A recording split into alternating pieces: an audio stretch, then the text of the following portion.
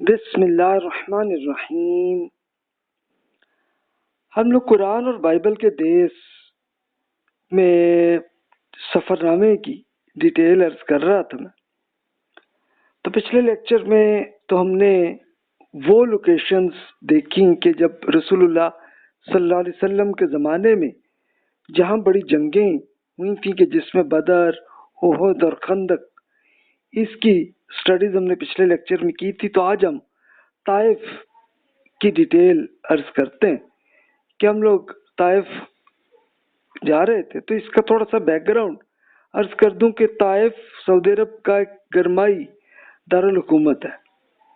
اچھا، یہ آفیشیلی ہے، یعنی ایک پرانے کلچر میں کہ جس وقت اے سی کامن نہیں تھا تو اس وقت حکومت نے اس کو اس طرح سے بنایا تھا۔ اب تو بس یہ ایک نام کا ہی ایک یعنی گرمیوں کا دارالحکومت ہے، کیونکہ ریاض مین کیپٹل ہے نا سعودی عرب کا، جس کا ٹیمپریچر 55 ڈگری سینٹی گریڈ تک پہنچتا ہے۔ تو پھر بادشاہی خاندان جو ہے وہ پھر طائف میں منتقل ہوتے رہے ہیں اس ٹائم میں۔ اب نہیں آتے اس لیے کہ اب وہ اے سی ہر طرف اویلیبل ہوتا ہے تو ان کو اتنا نہیں ہے، لیکن ایک پرانے کلچر میں جب یہ سعودی عرب بنا تو تب وہاں کے بادشاہوں نے یہ سوچا کہ چلو یار ہم پھر گرمیوں میں طائف میں سیٹل ہوا کریں۔ اچھا، طائف کی گرمیوں میں کتنا ٹیمپریچر؟ یہ 35 ڈگری ہوتا ہے۔ تو یہ آپ اگر دیکھیں تو آلموسٹ ایسا ہی ہے کہ جتنا آپ کہہ لیں کہ پاکستان میں جیسے اسلام آباد میں اتنا ہی چلتا ہے نا، عموماً تھوڑا زیادہ بھی ہو جاتا ہے کبھی۔ اچھا، اس میں اب ایک اور کیا خصوصیت ہے طائف شہر کی کہ ایک پہاڑی مقام ہونے کی وجہ سے ایک تاریخی اہمیت اس میں ہے کہ رسول اللہ صلی اللہ علیہ وسلم کی سیرت طیبہ میں اس کا ایک خاص کچھ واقعات ہیں، تو وہ ہم اسی بیسس پہ ہی عرض کریں گے یہاں پہ۔ اب دور جاہلیت میں اس شہر کا شمار مکہ مکرمہ کے بعد عرب کے اہم ترین شہروں میں ہوتا تھا۔ یہ دور جاہلیت کون سا پیریڈ ہے کہ رسول اللہ صلی اللہ علیہ وسلم کی نبوت سے پہلے کا پیریڈ ہے، یعنی 609 سی ای سے پہلے کا زمانہ۔ تو یمن سے آنے والے دو تجارتی شاہراہوں میں ایک بڑا طائف کا شہر تھا۔ تو یہاں پہ ایون مکہ مکرمہ کے جو رئیس لوگ جو ہیں تو انہوں نے بھی اپنے فارم ہاؤس بنائے ہوئے تھے اس زمانے میں بھی، اور شہر میں بنو ثقیف اور بنو حوازن نام کے بڑے بڑے قبیلے وہاں پہ سیٹل تھے، اور اس کے اطراف میں بھی آس پاس کے علاقے میں سب سے بڑا بنو سعد کا قبیلہ تھا۔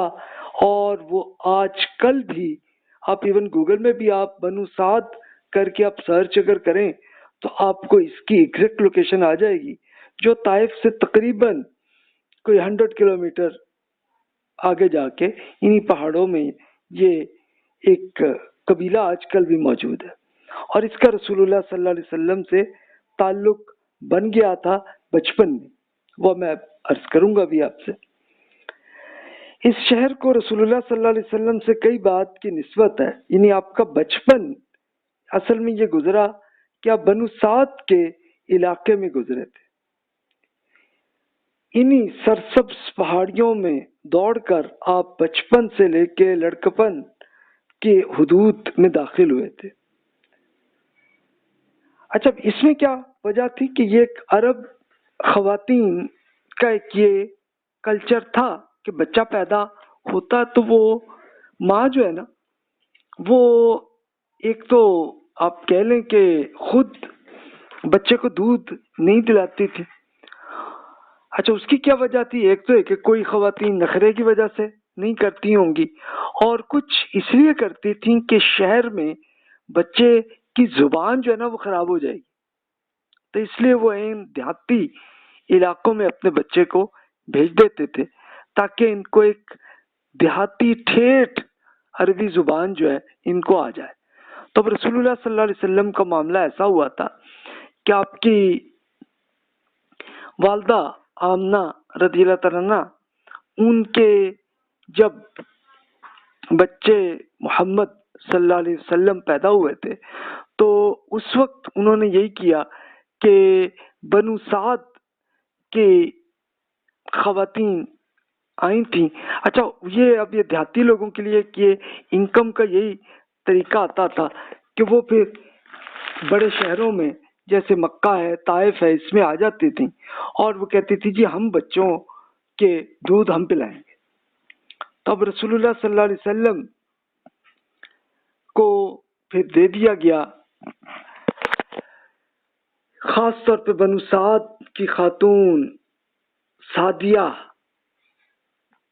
رضی اللہ تعالیٰ عنہ کہ وہ بھی بعد میں ایمان لے آئی تھی، تو وہ بچپن کو لے آئی. اب وہ 2 سال کی پرورش انہوں نے رسپانسبلٹی لی تھی اور اس پر اب بچے کی یہ جتنی انکم ان کو اس طرح سے آتی تھی کہ ان کے پیرنٹس پھر دیتے تھے. تو سیدہ آمنہ رضی اللہ تعالیٰ اور رسول اللہ صلی اللہ علیہ وسلم کے والد صاحب کا تو انتقال ہو گیا تھا، لیکن ان کے دادا جی نے پھر یہ پورا جو فنڈ جو بھی اماؤنٹ ہوگی وہ طے کی کہ ٹھیک ہے جناب ہم آپ کو اس کی یہ دیتے ہیں، آپ یہ کفالت بچے کی آپ کریں، تاکہ ظاہر ہے کہ بچے کو پہلے مہینوں میں ہی زبان کے الفاظ یاد آنے شروع ہوتے ہیں. تب یہی اصل مقصد تھا. اچھا رسول اللہ صلی اللہ علیہ وسلم کا اور اس طائف سے کیا تعلق کہ اسی شہر کے قریب سیل کبیر کے علاقے میں آپ کی نوجوانی میں، یعنی آپ رسول اللہ صلی اللہ علیہ وسلم اراؤنڈ 15 سال کے تھے تو اس وقت ایک جنگ فجار ہوئی تھی. یہ اس میں کیا تھا کہ طائف اور اس کے علاقے کے قبائل کا مکہ مکرمہ کے قبیلے قریش کے ساتھ جنگ ہوئی تھی. وہ ظاہر قبیلوں میں یہ ایک نارمل چیز ہوتی ہے آپس میں جنگیں ہونا، لیکن رسول اللہ صلی اللہ علیہ وسلم اس وقت نوجوان تھے اور آپ نے اس میں کوئی ایسی ایکٹیویٹی تو نہیں کی تھی، بس صرف اتنا ہی اس میں کیا تھا کہ آپ کے اس میں یہی ہوا کہ کچھ دونوں قبیلوں میں ذرا جنگ تھوڑی سی سیٹل نہیں ہوئی تھی، ابھی رکی، تو اس کے اندر کچھ بڑے لاجیکل لوگوں میں دونوں قبیلوں کے وہ آ کے مل کے اکٹھے ہوئے اور انہوں نے کہا کہ بھی یہ ہم آپس میں یہ معاہدہ کر لیں کہ آئندہ جنگ ہی نہیں ہم کریں گے. تو اس کو کہتے ہیں کہ فضل الفجور، یعنی فضل نام کے یہ سردار تھے، تو وہ سارے مل کے انہوں نے فضول اس طرح سے بنا دیا. افل فضول یعنی فضل نام کے یہ بزرگ تھے، سب نے مل کے یہ سائن کیا اور رسول اللہ صلی اللہ علیہ وسلم اس معاہدے کو اتنا پسند فرماتے تھے کہ آپ کی نبوت کے بعد بھی آپ فرماتے تھے کہ بھی اب بھی اگر یہی معاملہ آ جائے تو میں یہ ایسا ہی معاہدہ کر دوں قبائلوں میں تاکہ آپس میں جنگیں نہ ہو. تو یہ معاملہ تھا. اور تیسرا واقعہ رسول اللہ صلی اللہ علیہ وسلم کا ایک بڑا تکلیف دہ ہوا یہ نبوت کے بعد کہ رسول اللہ صلی اللہ علیہ وسلم 10 سال تک مکہ مکرمہ میں اللہ تعالیٰ کے قرآن کی دعوت پہنچاتے رہے اور پھر اللہ تعالیٰ نے یہ حکم دیا کہ آپ مختلف قبائل میں آپ جائیں اور اللہ تعالیٰ کے میسج کو پہنچائیں. تو پھر آپ طائف میں تشریف لائے تو یہاں کے بڑے ہی سخت قسم کے کچھ ایسے بدماش ٹائپ کے لوگ تھے، تو انہوں نے اوباش قسم کے لڑکوں کو یہ کیا کہ وہ رسول اللہ صلی اللہ علیہ وسلم پہ پتھروں کی ایک بارش کر دی تھی انہوں نے. اس میں اب رسول اللہ صلی اللہ علیہ وسلم تھے اور آپ کے بیٹے یزید ان کا نام وہ بیٹے ایکچولی نہیں تھے، آپ کے غلام تھے لیکن زید رضی اللہ عنہ، لیکن رسول اللہ صلی اللہ علیہ وسلم نے ان کو فوراً ہی آزاد کیا تھا اور ان کو اپنا بیٹا قرار دیا تھا. اور پھر ان کے پیرنٹس کے اصل میں وہ اس زمانے میں یہ ہوتا تھا کہ لوگ ایک دوسرے کے یعنی مختلف قبیلوں کی جنگوں میں جو بچ گئے تو ان کو قیدیوں کو اغوا بنا لیا یا اور کچھ نہیں، تو جناب کسی ڈکیتی میں بچے اغوا کر لیے اور ان کو کر لیا تھا. تو اب زید رضی اللہ عنہ کا معاملہ ایکچولی یہی تھا کہ ان کو کسی نے ان کو اغوا کر کے اور وہ غلام بنایا تھا. تو سیدہ خدیجہ رضی اللہ تعالیٰ عنہ نے کہیں ان کو پرچیز کیا اور پرچیز کر کے ایک غلام کے طور پہ وہ رسول اللہ صلی اللہ علیہ وسلم کو گفٹ کے طور پر دیا. تو رسول اللہ صلی اللہ علیہ وسلم نے فوری طور پہ آپ کو غلامی سے نفرت تھی آپ نے فوراً آزاد کر دیا اور یہ طے کیا کہ بھی زید جو ہے یہ میرا بیٹے رہیں گے اور ان کا یہ سٹیٹس رہے گا۔ اچھا کچھ عرصے بعد ان کے پیرنٹس کو معلوم ہو گیا کہ جناب میرا بیٹا اغوا ہو کے یہاں مکہ میں آیا ہے، تو وہ پھر آئے اور اب وہ رسول اللہ صلی اللہ علیہ وسلم سے ملے اور نیگوشیٹ کرنے لگے کہ جناب جو بھی آپ نے ایکسپینسز کر کے آپ نے میرے بیٹے کو آپ نے پرچیز کر کے لے لیا تو ہم سب دے دیتے ہیں، تو پلیز آپ بچے کو دے دیں۔ تو رسول اللہ صلی اللہ علیہ وسلم نے فرمایا کہ بھائی اس کے لیے میں کچھ بھی آپ کو نہیں دوں، کوئی اماؤنٹ کچھ بھی نہیں لوں گا آپ سے میں، آپ یوں کریں کہ زید سے ملاقات آپ کر لیں، جیسے زید کہیں گے نا تو ویسے میں کر لیتا ہوں۔ تو اب جب وہ سامنے آئے اپنے والد کو چچا کو سب کو مل کے، لیکن اب ان کو بھی ظاہر ہے کہ بچے تھے اور ان کو کچھ یہ معلوم تھا کہ اپنے والد چچا ان کے قبیلے ان کا کیا ایٹیٹیوڈ ہے اور رسول اللہ صلی اللہ علیہ وسلم کا کیسا ایٹیٹیوڈ ہے، تو انہوں نے یہی کہا تھا کہ جناب میں خود رسول اللہ صلی اللہ علیہ وسلم کے ساتھ ہی رہنا چاہتا ہوں۔ تو رسول اللہ صلی اللہ علیہ وسلم فرمایا کہ بھی اب دیکھیں اب بیٹا کیا چاہ رہا ہے تو آپ یہیں پہ ہی رکھیں، آپ جب چاہیں گے میں آپ سے ملاقات کرواتا رہوں گا۔ تو یہی تھا معاملہ۔ اور رسول اللہ صلی اللہ علیہ وسلم نے جس وقت نبوت کا ہوا سلسلہ تو آپ پر سب سے پہلے سیدہ خدیجہ، زید، علی اور ابو بکر صدیق رضی اللہ عنہ ان سب یہ پہلے دن ایمان لائے تھے۔ تو اب زید رضی اللہ عنہ ہی رسول اللہ صلی اللہ علیہ وسلم کے ساتھ آئے تھے طائف میں، تو جب یہ پتھروں کی بارش جب آئی تو زید رضی اللہ عنہ نے آگے چڑھ کے وہ پتھر اپنے ہاتھ پہ روکنے کی کوشش کی، لیکن لگے ان کو بھی اور رسول اللہ صلی اللہ علیہ وسلم کو بھی۔ اب رسول اللہ صلی اللہ علیہ وسلم نے اس کے جواب میں کیا کیا تھا؟ جواب میں صرف دعا کی تھی کہ یا اللہ اسی قوم کو ہدایت دے دے، بس یہ کیا۔ تو یہ ایک بڑا اہم واقعہ ہوا۔ اچھا پھر اس کے بعد ایک واقعہ غزوہ حنین کا ہوا تھا کہ جب رسول اللہ صلی اللہ علیہ وسلم کی حکومت بن گئی مدینہ میں اور اس کے بعد مکہ بھی فتح ہوا، تو پھر طائف کے بہت سارے قبائل اکٹھے کر کے وہ مکہ پہ حملہ کرنے آئے، تو ایک وہ جنگ ہوئی تھی۔ تو یہ ایک اہم واقعہ یہ رسول اللہ صلی اللہ علیہ وسلم کے اہم واقعات ہیں، وہ میں عرض کرتا ہوں اب تفصیل سے آگے۔ اچھا طائف کے سفر کے لیے اب ہم نے جمعے کے دن کا انتخاب کیا کہ ظاہر میں چھٹی تھی، اس وقت سیٹرڈے کی چھٹی ہماری کمپنی میں نہیں ہوئی تھی، یعنی آدھے دن کا وہ ہوتا تھا اس میں، تو خیر ہم نے کہا کہ جمعے کو کرتے ہیں۔ تو اب ہوا کیا کہ فجر کے بعد نیند کا دوسرا راؤنڈ بھی پر لگایا، اور کیونکہ ایک ہفتے کی اس وقت ہمیں ہوتی تھی چھٹی، بعد میں تو 2 چھٹیاں ہو گئیں، تو خیر 10 بجے آنکھ کھلی، میں نے فیملی کو جگایا اور پھر اس کے بعد ہم پھر 11 بجے ہم وہاں سے نکلے پھر ناشتہ کر کے۔ اچھا اب ہم جا رہے تھے تو جاتے جاتے اب روڈ جو ہے نا وہ طائف سے طرف جانے کے لیے جدہ سے ہم نکلے تو پہلے مکہ مکرمہ آتا ہے، لیکن مکہ مکرمہ سے ایک بائی پاس ایسا بن جاتا ہے کہ جس میں آپ شہر میں نہ جائیں بلکہ باہر سے ہی جائیں، اسے نان مسلم روڈ کہتے ہیں۔ ہم نے وہی سلیکٹ کر لیا کیونکہ مکہ مکرمہ میں بہت زیادہ رش ہوتا ہے اور جمعے کے دن تو بہت زیادہ ہوتا ہے، تو ہم نے اس لیے وہ باہر کا کیا۔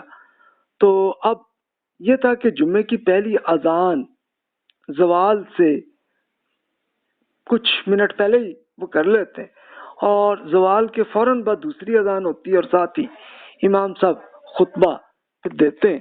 اچھا خطبے بھی ان کے لمبے نہیں ہوتے، وہ اراؤنڈ 15-20 منٹس کے ہی ہوتے ہیں، اور اس کے بعد پھر نماز پڑھاتے ہیں جمعے کی اور ہو جاتا ہے معاملہ۔ تو 1 بجے تک سب لوگ ہی جمعے کے وقت فارغ ہوتے ہیں، تو ہمارا ارادہ تھا کہ ہم جمعے کی نماز راستے میں کہیں نہ کہیں پڑھ لیں گے۔ تو آدھے گھنٹے میں ہم لوگ حدیبیہ کا علاقہ جو میں نے پہلے عرض کیا تھا کہ جہاں پہ رسول اللہ صلی اللہ علیہ وسلم اور اہل مکہ کے ساتھ معاہدہ جہاں پہ ہوا تھا کہ رسول اللہ صلی اللہ علیہ وسلم عمرے کے لیے آئے تھے صحابہ کرام کے ساتھ، تو مکہ والوں نے آپ کو روک لیا تھا اور کہا کہ نہیں جی آپ نے، پھر ہم آپ سے پھر دیکھا کہ اب 1500 साहबा थे और सब जिहाद के लिए तैयार थे।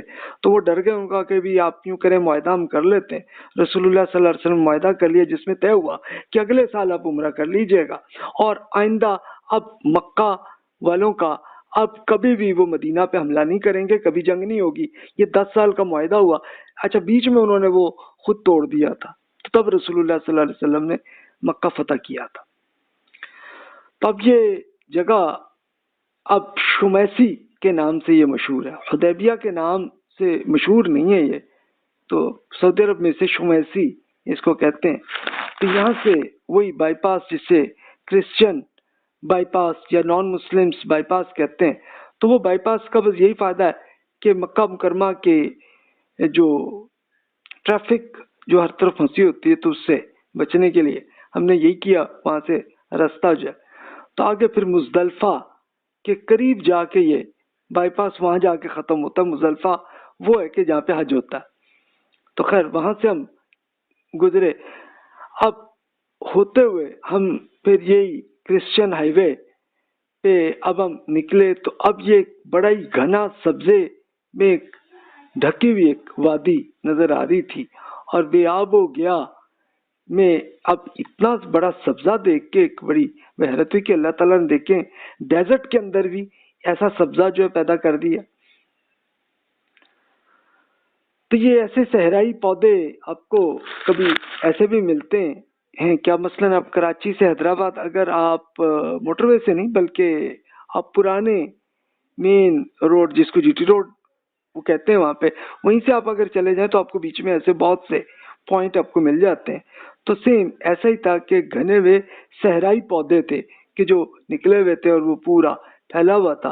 और ये अब मेरा एनालिसिस यही है कि ताइफ पहाड़ों के ऊपर है, तो वहां पे जब बारिश होती है तो पानी निकल के इस एरिया में आ जाता है, तो इसलिए यहाँ पे ये झाड़ियाँ बहुत सी पैदा हो जाती हैं। ये अल्लाह ताला ने नेचुरली ऐसा बनाया हुआ।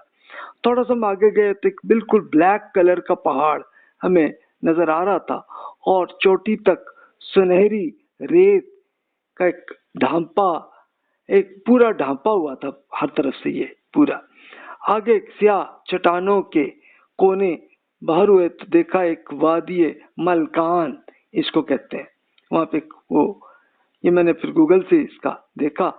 इसके बाद फिर हम फिर आगे गए तो देखा बेशुमार ऊंट जो है वो चल रहे थे। तो अब ये देखें कि डेजर्ट में अल्लाह ताला ये जो ऐसे ये जो झाड़ियां पैदा कर देता, तो ये फिर ऊंट इसको यूज करते हैं, फिर खाते हैं। तो अल्लाह ताला ने रिस्क देखे यहाँ पे ऐसे पहुंचाया हुआ।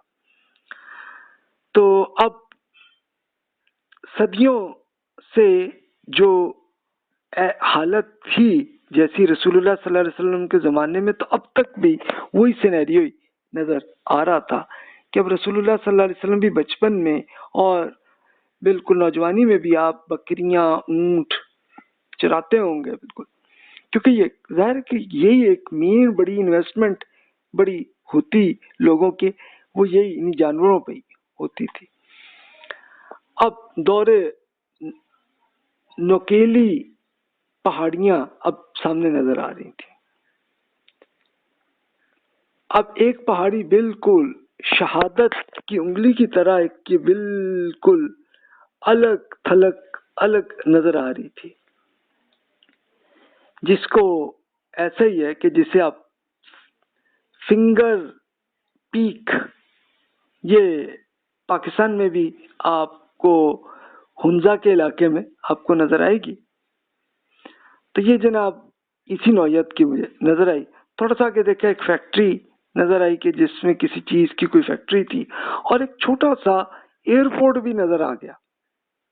तो एक छप्पर जैसा वो था और सिर्फ रनवे ही था और कोई एयरपोर्ट कुछ भी नहीं था। तो ये कोई प्राइवेट एयरपोर्ट ही था जिसपे एक बिल्कुल नन्हे मुन्ने से जहाज बैठे हुए थे कि जो टू सीटर्स किस्म के ये जहाज थे। तो इस तरह के पहले मैंने इस्लामाबाद में देखे थे, तो लगता कि ये कोई ट्रेनिंग के लिए कुछ किए जाते हैं या कोई सफारत खानों के लिए कुछ ऐसे ये होते हैं, तो इस तरह के होंगे। अब देखा तो वादी उम्मे दोहा नजर आई सामने।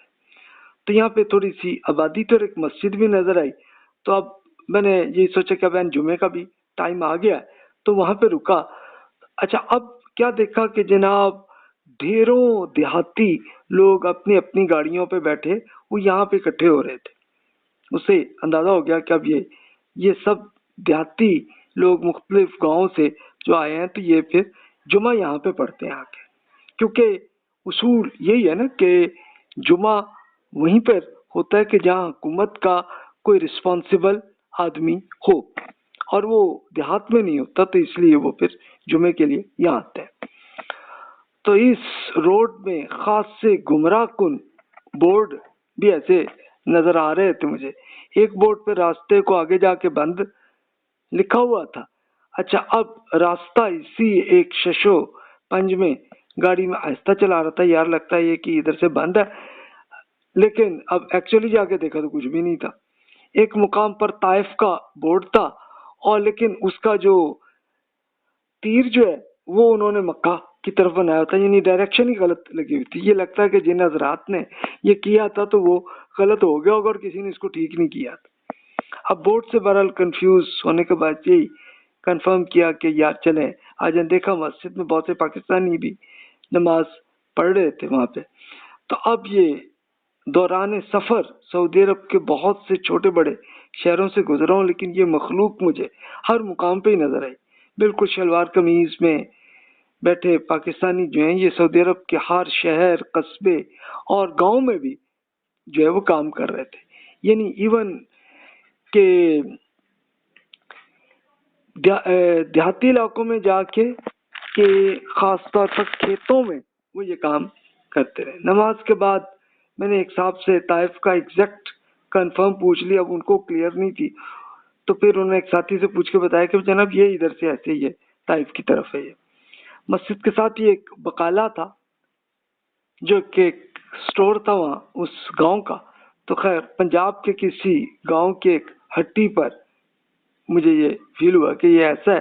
اب اس لیے کہ صرف زبان کئی بس ایک فرق تھا اور کئی عرب کے بدو ان کو کہتے ہیں کہ جو دیہاتی لوگ ہوتے ہیں عربوں کے, تو وہ جناب شور مچاتے ہوئے سامان اکٹھا کر رہے تھے. تو دو عربوں میں کسی بات پر زبردست بحث بھی ہو رہی تھی. ایک عرب دکاندار سے کچھ قیمت پر کوئی نہ کوئی بحث کر رہے تھے. تو ایک پنجابی دیہاتی بھی تھے, وہ بھی بدوؤں کے مقابلے میں بالکل ایک ڈیسنٹ نظر آ رہے تھے وہاں پہ. یعنی اس کا مطلب ہے کہ پاکستانی دیہاتی جو ہیں وہ زیادہ ڈیسنٹ فیل ہو گئے وہاں پہ. اب مسجد میں ارد گرد کے دیہات میں مختلف لوگ گروپوں کے صورت میں کھلی ہوئی ایک ہائی لکس گاڑیوں پہ بیٹھے جناب, بیٹھ کر ایک لٹک کر نماز پہ وہ آئے تھے جمعے کے لیے. اور اب وہ بچوں کے لیے کولڈ ڈرنکس وغیرہ میں نے بھی لے لیا اور لیا یہاں پہ. ایکچولی پھر یہ ہوتا ہے کہ دیہاتی لوگ یہ اب اس پوائنٹ میں یہ ذرا تھوڑی سی آبادی زیادہ دکانیں بنی ہیں نا, تو وہ پھر یہاں پہ پورے ہفتے کا ہی پورا ایک اپنا جو چیزیں ہیں وہ پرچیز کر کے اپنے گاؤں چلے جاتے ہوں گے. تو اس لیے یہاں پہ رش زیادہ تر جمعہ ہوا تھا تو جمعے کے بعد ایک دم دکان کھلتی اور وہ پھر کسٹمر بہت سارے آ جاتے. اب ہم آگے چلے تو عرفات ہمیں نظر آ گیا. اس میدان کے خاص پہچان یہ ہے کہ ایک بالکل لگا ہوا سبزہ ہمیں نظر آ جاتا ہے. حج کے دنوں میں ہر طرف سفید رنگی نظر آتا ہے, اس لیے کہ حجاج کے احرام بالکل وائٹ کلر کے ہوتے ہیں, لیکن اگر نارمل حالات میں آپ جا رہے ہو تو بالکل آپ کو گرین کلر آپ کو نظر آتا ہے. وہ اس لیے کہ سعودی عرب کی حکومت نے یہی کیا ہوا ہے کہ عرفات کے مقام پہ انہوں نے درخت بہت سے رکھے اور پانی بھی پہنچاتے رہتے ہیں. تو اس کا ایڈوانٹیج یہی ہوتا ہے کہ حج کے دوران پھر لوگوں کو ایک سایہ مل جائے تو وہ پھر اس لیے آ کے بیٹھتے ہیں. اب جب عرفات تک پہنچے تب ہم دیکھا کہ یہ مکہ طائف موٹر وے میں ہم انٹر ہو گئے. دیکھا جو مینا سے سیدھی یہی روڈ جو ہے وہ آتا ہے, بلکہ ایون اس سے بھی آگے جا کے یہی جا کے ٹچ کرتا ہے بالکل حرم شریف کے پاس ہی۔ حج کے بعد اہل عرب کا اوقاز کے میدان میں ایک ہوتا تھا ایک بڑا بازار جو ہے، یہ مجھے اس سے فوراً وہ یاد آ گیا، یہ پورا اس طرح کا سینیریو ہوگا کہ عرب کے سب سے بڑے تجارتی منڈی یہی ہوتی تھی، اوقاز اسے کہتے ہیں، جو طائف کے پاس کے ایک لوکیشن ہے۔ یہ اوقاز کا مقام طائف ریاض روڈ پر ہی، طائف ایئرپورٹ کے بالکل پاس یہ ہے۔ اچھا، آپ کہیں گے اوقاز کی یا ایسے بازار کی کیا اس کی اہمیت تھی؟ اصل میں یہ تھا کہ عرب قبائل ایک دوسرے سے جنگیں کرتے رہتے تھے، تو ابراہیم علیہ السلام نے جب یہ حج کا کیا تو اللہ تعالیٰ کے حکم سے خاص طور پر 4 مہینے حرام طے کیے۔ حرام کا مطلب کہ اس میں کوئی جنگ نہیں ہوگی۔ اس میں 3 مہینے آتے ہیں، ذوالقعدہ، ذوالحج اور محرم۔ یہ 3 مہینے اس لیے بنتے کہ لوگ آئیں حج کے لیے، حج کریں، حج کر کے پھر واپس جائیں، تو چلو آنے جانے کا پورا 3 مہینے بچ جائیں۔ اور 1 مہینہ جو ہے وہ اس لیے رکھا گیا کہ جس میں عمرے کے لیے لوگ آ سکیں۔ تو اچھا، ان 4 مہینوں میں ایک تو حج اور عمرہ بھی چلتا تھا، یعنی یہ رسول اللہ صلی اللہ علیہ وسلم سے پہلے کے زمانے کی بات ہو رہی ہے۔ تو اس میں قبائل، ان میں ایک یہ بہرحال ایک خوبی تھی کہ اگرچہ وہ آپس میں جنگیں بھی کرتے ہوں لیکن وہ ان 4 مہینوں میں جنگ نہیں کرتے تھے، یعنی اب تک وہ ابراہیم علیہ السلام کی سنت کے مطابق اس پہ عمل کرتے تھے کہ آپس میں جنگ بھی ہو رہی ہے، وہ مہینہ آ گیا اس میں چھوڑ گئے، وہ جنگ چھوڑ دیتے تھے کہ چلو بھی ٹھیک ہے، ابھی حج کا پیریڈ آ گیا یا عمرے کا آ گیا، چلو بھی بس ٹھیک ہے رک جاؤ۔ اس کے بعد پھر جناب وہ ہوتا ہے، وہ پھر مہینے پورے ہوتے ہیں، اس کے بعد جنگ دوبارہ شروع ہو جاتی ہے ان کی۔ تو یہ ان کی سچویشن تھی۔ تو اگر اب انہی مہینوں میں پھر صرف حج اور عمرہ ہی نہیں ہوتا تھا، بلکہ ہر قبیلے کے جو بھی ایک تاجر حضرات آ کے بزنس کو پرچیز سیل کا کرنے کا جو سلسلہ تھا وہ پھر اس میں کرتے ہوتے تھے۔ تو اس لیے اوقاز یہ حج کے بعد خاص طور پر جو لوگ بھی پھر طائف اور اس سے اگلے علاقے میں جو بھی جا رہے ہوں تو وہ سب اس میں اکٹھے ہوتے، اور اس بزنس وہ اس زمانے میں ایسے ہوتا تھا۔ اب دیکھیں، سیل کبیر اور حرف فجار جس کا میں نے عرض کیا تھا، تو تھوڑا سا اس پہ بھی ہم بات کر لیتے ہیں کہ مکہ سے طائف جانا ہو تو اس کے راستے 2 ہیں، یعنی ایک وہ ہے جس ہائی وے پہ ہم جا رہے تھے کہ جبل حرا سے شروع ہوتی ہے۔ یہ جبل حرا کیا ہے؟ یہ پہاڑ ہے طائف کے پاس، تو ایک وہ ہے، اور ایک دوسرا روڈ بھی ہے کہ جو مکہ مکرمہ سے آپ اگر جائیں تو جسے جبل نور کہتے ہیں، وہاں سے وہ ایک لمبا روڈ وہ چلتا ہے اور وہ پھر طائف شہر میں آتا ہے۔ تو اس کے اندر ایک خاص پوائنٹ آتا ہے سیل کبیر، ایک طرح کا ایک چھوٹا قصبہ، ایک وہ ہے۔ تو یہ لمبا روڈ ہے، اس سے اراؤنڈ میں نے کیلکولیٹ کیا تو وہ کوئی 1.25 گھنٹے کا بنتا ہے، جبکہ جو نارمل یہ جو روڈ جو عرفات کی طرف سے آ رہا ہے نا، تو یہ بڑا جلدی اراؤنڈ 40 منٹ میں آدمی پہنچ جاتا ہے، اور کلومیٹر بھی ظاہر کم ہے، 65 کلومیٹر ہے، جبکہ اگر آپ سیل کبیر سے اگر جا رہے ہو تو 100 کلومیٹر بلکہ اس سے تھوڑا زیادہ ہی ہو جاتا ہے۔ اچھا، میں ایک مرتبہ پہلے اس راستے سے طائف جا چکا تھا، لیکن اس راستے میں یہ سیل کبیر ہے کہ اس میں سیلابوں کا ایک گزرگاہ ہے، تو اس لیے یہ سیل کبیر ہے، یعنی سیل کا مطلب راستہ، کبیر بڑا، تو وہاں سے جو بھی سیلاب اگر پہاڑوں سے اترے تو وہ پھر زیادہ تر اس طرف سے آتا، تو اس لیے وہاں سے یہ ہوتی بہت کم ایسی اتنی بارش ہے، لیکن جب بھی ہو تو پھر یہ وہاں سے یہ مشہور ہو گیا پورا۔ یہاں عرب کے مشہور تجارتی منڈیاں لگتی تھی، جیسا میں نے ابھی عرض کیا تھا۔ تو اس میں جنگ فجار ہوئی کہ جو میں نے کچھ تھوڑی دیر پہلے عرض کیا تھا کہ جس میں کئی جنگوں کے جنگجو جو ہیں وہ کئی قبیلوں کے آپس میں ان کی لڑائی ہوئی تھی، جس میں خاص طور پہ حوازن، ثقیف اور قریش، یہ 3 قبیلے، ان کے اور قبیلے بھی ہوں گے جو ساتھ مل گئے ہوں گے۔ اس وقت رسول اللہ صلی اللہ علیہ وسلم پہ نبوت کا سلسلہ شروع نہیں ہوا تھا، تو صرف آپ 15 سال کے لڑکے تھے۔ تو قریش حق پر تھے، تو یعنی جو بھی ان کا آپس میں تھا، تو اس لیے رسول اللہ صلی اللہ علیہ وسلم نے نوجوانی میں بھی پھر کیا کہ اپنے قریش کے ساتھ ہیلپ بھی بس انہوں نے اتنی کی کہ اپنے چچاؤں کو کچھ تیر وغیرہ پکڑانے میں، لیکن خود ایکچولی کچھ نہیں کیا تھا اس میں۔ تو جنگ ختم ہوئی تھی، تو رسول اللہ صلی اللہ علیہ وسلم کے چچا زبیر بن عبد المطلب صاحب جو ہیں، انہوں نے ایک صلح کے معاہدے کروائے تھے، اور اس میں میں نے جیسے عرض کیا کہ مختلف فضل نام کے لوگ تھے، تو اس لیے اس لحاظ سے حلف الفضول، میں نے یہ لفظ غلط کہہ دیا تھا پہلے، تو یہ حلف الفضول، حلف کا مطلب ایگریمنٹ، فضول فضل حضرات نے یہ ایگریمنٹ کیا۔ تو رسول اللہ صلی اللہ علیہ وسلم اس کو اتنا پسند فرماتے تھے کہ مجھے اس معاہدے پر سرخ اونٹوں کے ملنے سے زیادہ محبوب ہے یہ کام۔ یعنی عربوں میں سب سے بڑا ایسٹ ہوتا تھے اونٹ، اور اونٹ میں جو ریڈ کلر کے اونٹ ہوتے تھے وہ بہت زیادہ ایکسپینسو ہوتے تھے، کوالٹی بھی ان کی سفر کی اچھی ہوتی تھی۔ تو اس لیے رسول اللہ صلی اللہ علیہ وسلم نے اس میں فرمایا کہ بھی یہ جو حلف الفضول ہے مجھے اس سے بھی زیادہ پسند ہے، تاکہ مختلف قبائل کی آپس میں جنگیں نہ ہوں۔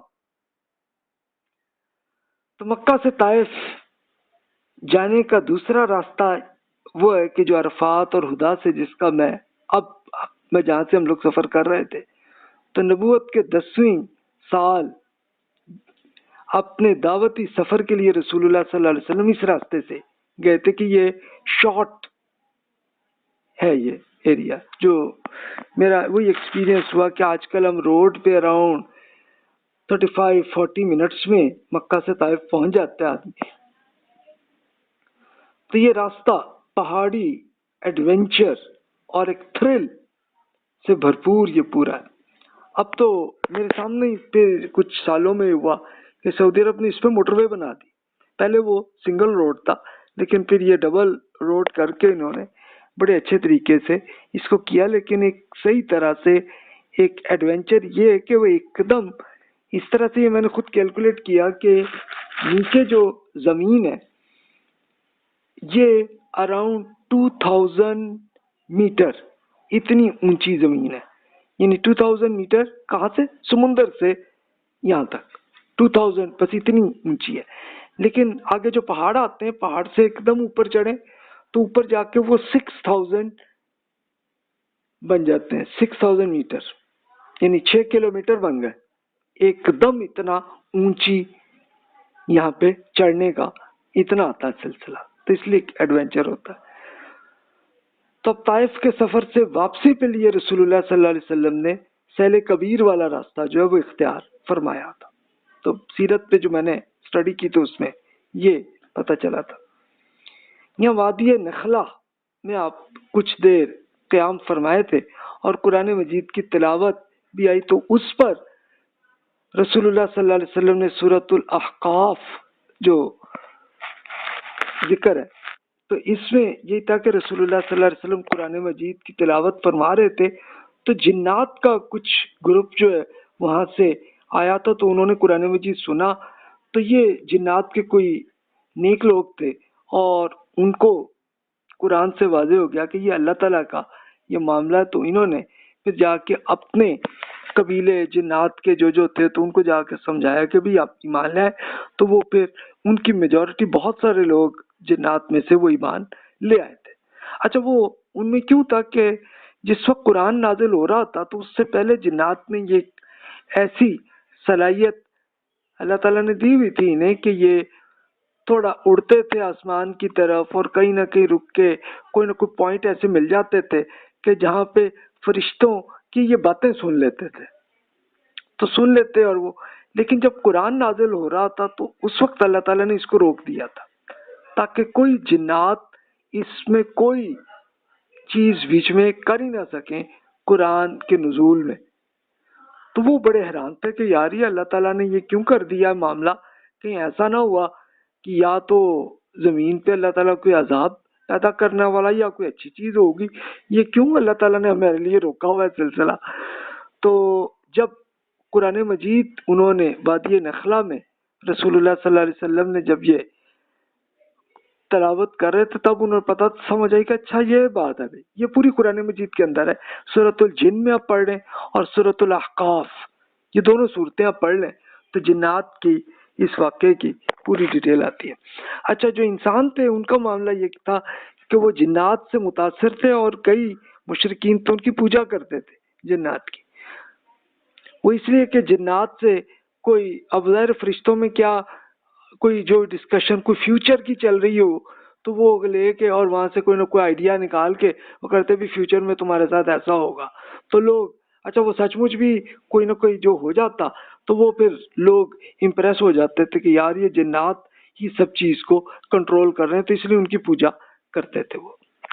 لیکن اب جنات میں سے بہت سے لوگ ایمان لے آئے تو رسول اللہ صلی اللہ علیہ وسلم کے زمانے میں تو اللہ تعالیٰ نے قرآن میں اس لیے اس پہ ذکر کیا تاکہ لوگوں کو پتہ چلے کہ جنات ان کو کوئی اتھارٹی نہیں ہے بلکہ وہ بھی اللہ تعالیٰ پر ایمان لے آتے. تو بہرحال اب مکہ طائف موٹر وے اب 3 لین پر تھی اس وقت اور روڈ کی کوالٹی بھی بہت اچھی تھی.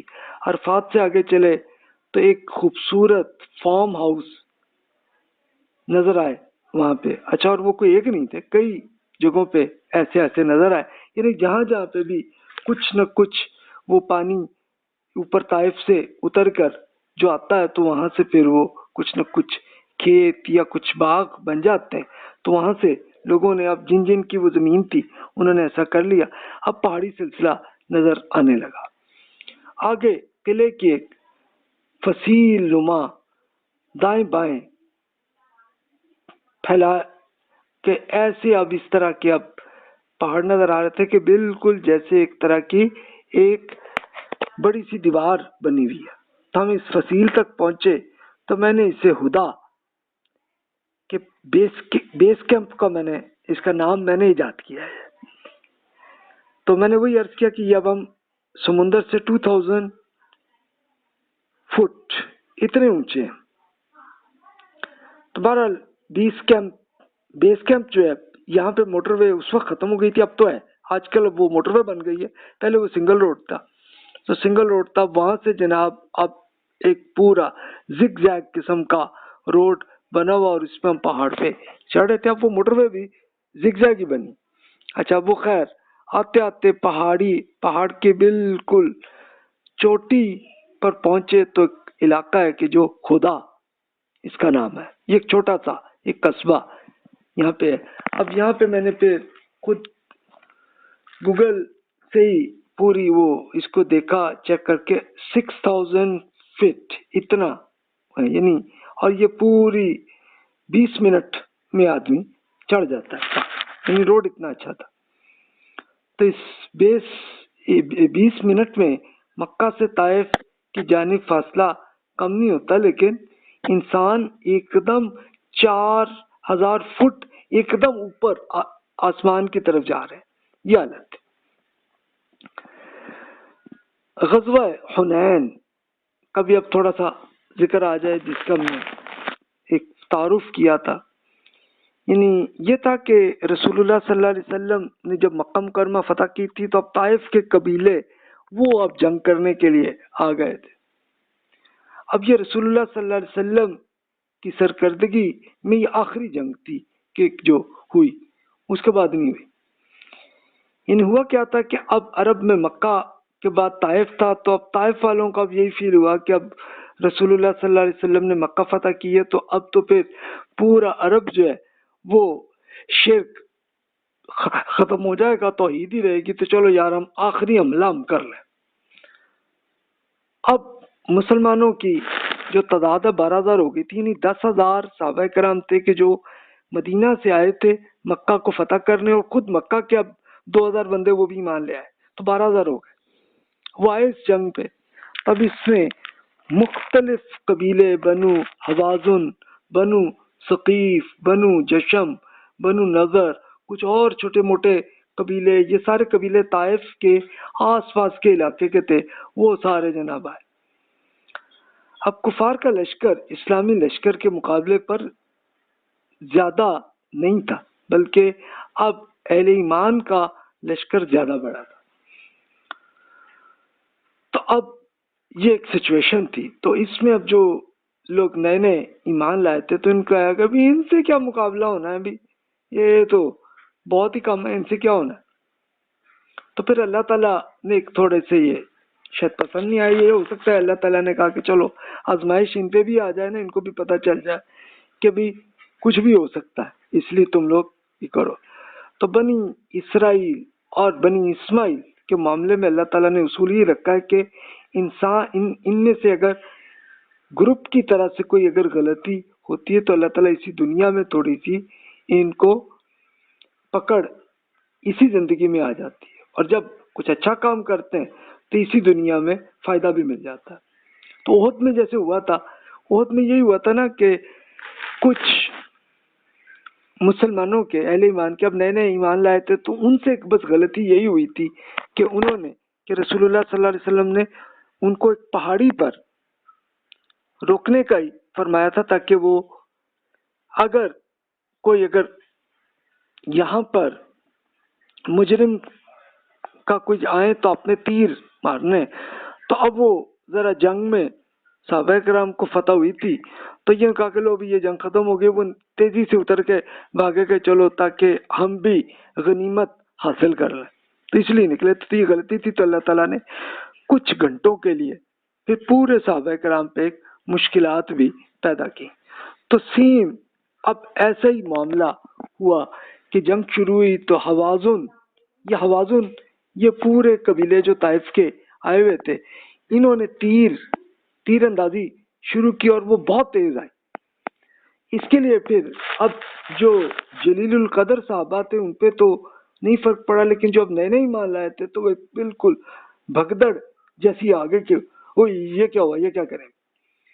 اس وقت ابو سفیان رضی اللہ عنہ جو مکہ مکرمہ کے مین لیڈر تھے، مین سردار تھے، تو اب ان کی حالت کیا تھی، ایمان کی اب یہ حالت آ گئی تھی کہ رسول اللہ صلی اللہ علیہ وسلم کے گھوڑے کی لگامیں پکڑ کے اور وہ اپنے مکہ والوں کو آواز کر رہے تھے کبھی رکو بھی، یہ رکو اور یہ کرو، کوئی بات نہیں اللہ تعالیٰ کرے گا مسئلہ۔ لیکن بہرحال وہ لوگ بھاگ رہے تھے۔ یہاں پہ حوازن کے تیر جو ہیں یہ ابو سفیان رضی اللہ عنہ کی آنکھوں پہ بھی لگی اور ان کی آنکھیں بھی شہید ہوئی تھی۔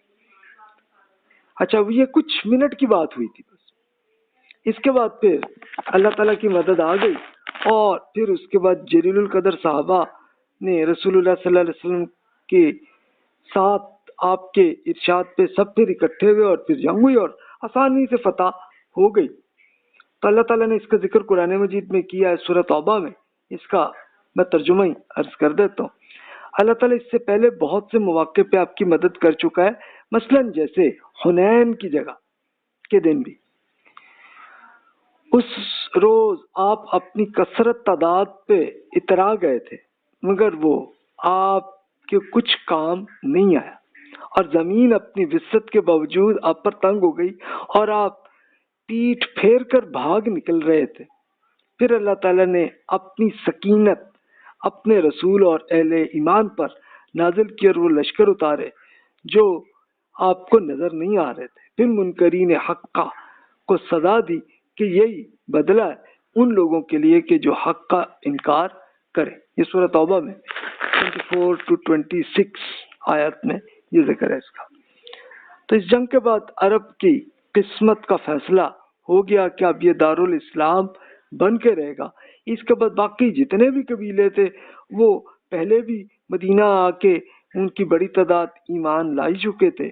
اس کے بعد اب 12,000 نہیں بلکہ اب صرف 2 سال بعد کیا ہوا کہ اب جو 12,000 اہل ایمان تھے اب وہ 1.25 لاکھ کے قریب ہو گئے تھے، اور یہ 1.25 لاکھ وہ لوگ تھے کہ جو حج کرنے رسول اللہ صلی اللہ علیہ وسلم کے آخری حج میں آئے۔ اب ظاہر ہے کہ ان کے اور بہت سے لوگ جو حج میں نہیں آئے تو وہ بھی ایمان لا چکے تھے۔ تو جناب اب تھوڑا سا ذکر وہی حضرت زید بن حارثہ رضی اللہ تعالیٰ عنہ، حارثہ ان کے والد کا نام تھا، تو وہ میں نے عرض کیا کہ وہ رسول اللہ صلی اللہ علیہ وسلم پہ پہلے دن جو ایمان لائے آپ کی نبوت کے پہلے دن ہی، تو وہ اس میں زید رضی اللہ عنہ تھے، اور وہ رسول اللہ صلی اللہ علیہ وسلم کے ساتھ گئے تھے طائف میں بھی. اور پھر ہوا یہی کہ جناب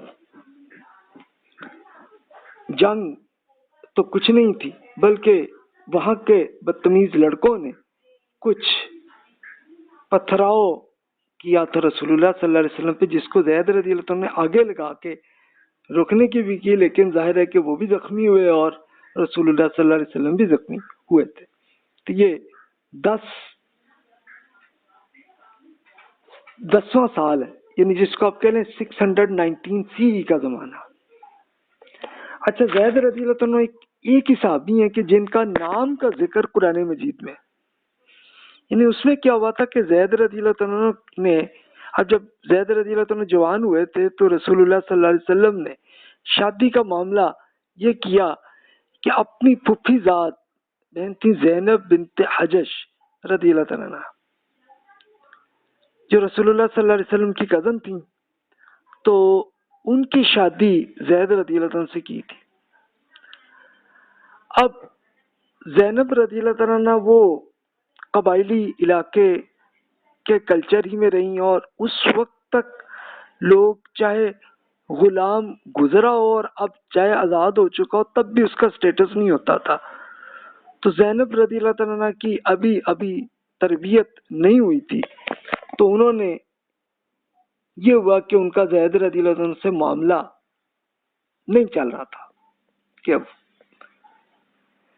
اب ہوا یہ کہ پھر طے ہونے لگا کہ چلو جی علیحدگی کر لیں. اب رسول اللہ صلی اللہ علیہ وسلم نے ان کو روکنے کی بھی کی اور ان کی تربیت بھی کر رہے تھے کہ بھی کریں. تو اس میں پھر اللہ تعالیٰ چاہتا تھا کہ یہ علیحدگی ہو جائے، اس لیے کہ عربوں میں یہ کلچر تھا کہ جس کو اپنا منہ بولا بیٹا قرار دے دیا ہو تو جناب اس کی بیگم بھی تمہاری بہو ہوگی اور وہ ہمیشہ کے لیے ہوگی. اب اللہ تعالیٰ یہ اسی کو چینج کرنا چاہتا تھا، تو پھر اللہ تعالیٰ نے یہ کیا تھا اس کو چینج ایسے کیا کہ یہ منہ بولا بیٹا حقیقتاً بیٹا نہیں ہوتا. تو یہ قرآن مجید میں پھر اسی کا ذکر آتا ہے. سورہ 33 میں آپ تفصیل سے پڑھ سکتے ہیں کہ اب پھر زید رضی اللہ عنہ اور زینب رضی اللہ عنہ میں نہیں چلا معاملہ، علیحدگی ہو گئی اور اللہ تعالیٰ نے حکم دیا کہ اب آپ زینب سے شادی کریں. اب رسول اللہ صلی اللہ علیہ وسلم کا دل وہ بڑا اس وقت مشکلات میں تھا کہ بھی یہ پورے عرب کلچر میں تو یہ ایک بڑا آپ کے خلاف پروپیگنڈا چل جائے گا کہ جی جناب دیکھو اپنی بہو سے شادی کر لی. تو اللہ تعالیٰ اس کو خود کینسل کرنا چاہ رہا تھا ان کے کلچر کو. تو اس کلچر پھر ختم ہو گیا، اور پھر اس شادی کے بعد اس کے بعد زینب رضی اللہ تعالیٰ نے تفصیل سے اور مزید ان کی تربیت ہو گئی، اور آپ پھر صحیح طرح سے جس طرح سے قرآن مجید کے احکامات اور رسول اللہ صلی اللہ علیہ وسلم کی سیرت پہ صحیح طرح عمل میں بھی وہ چلنے لگے.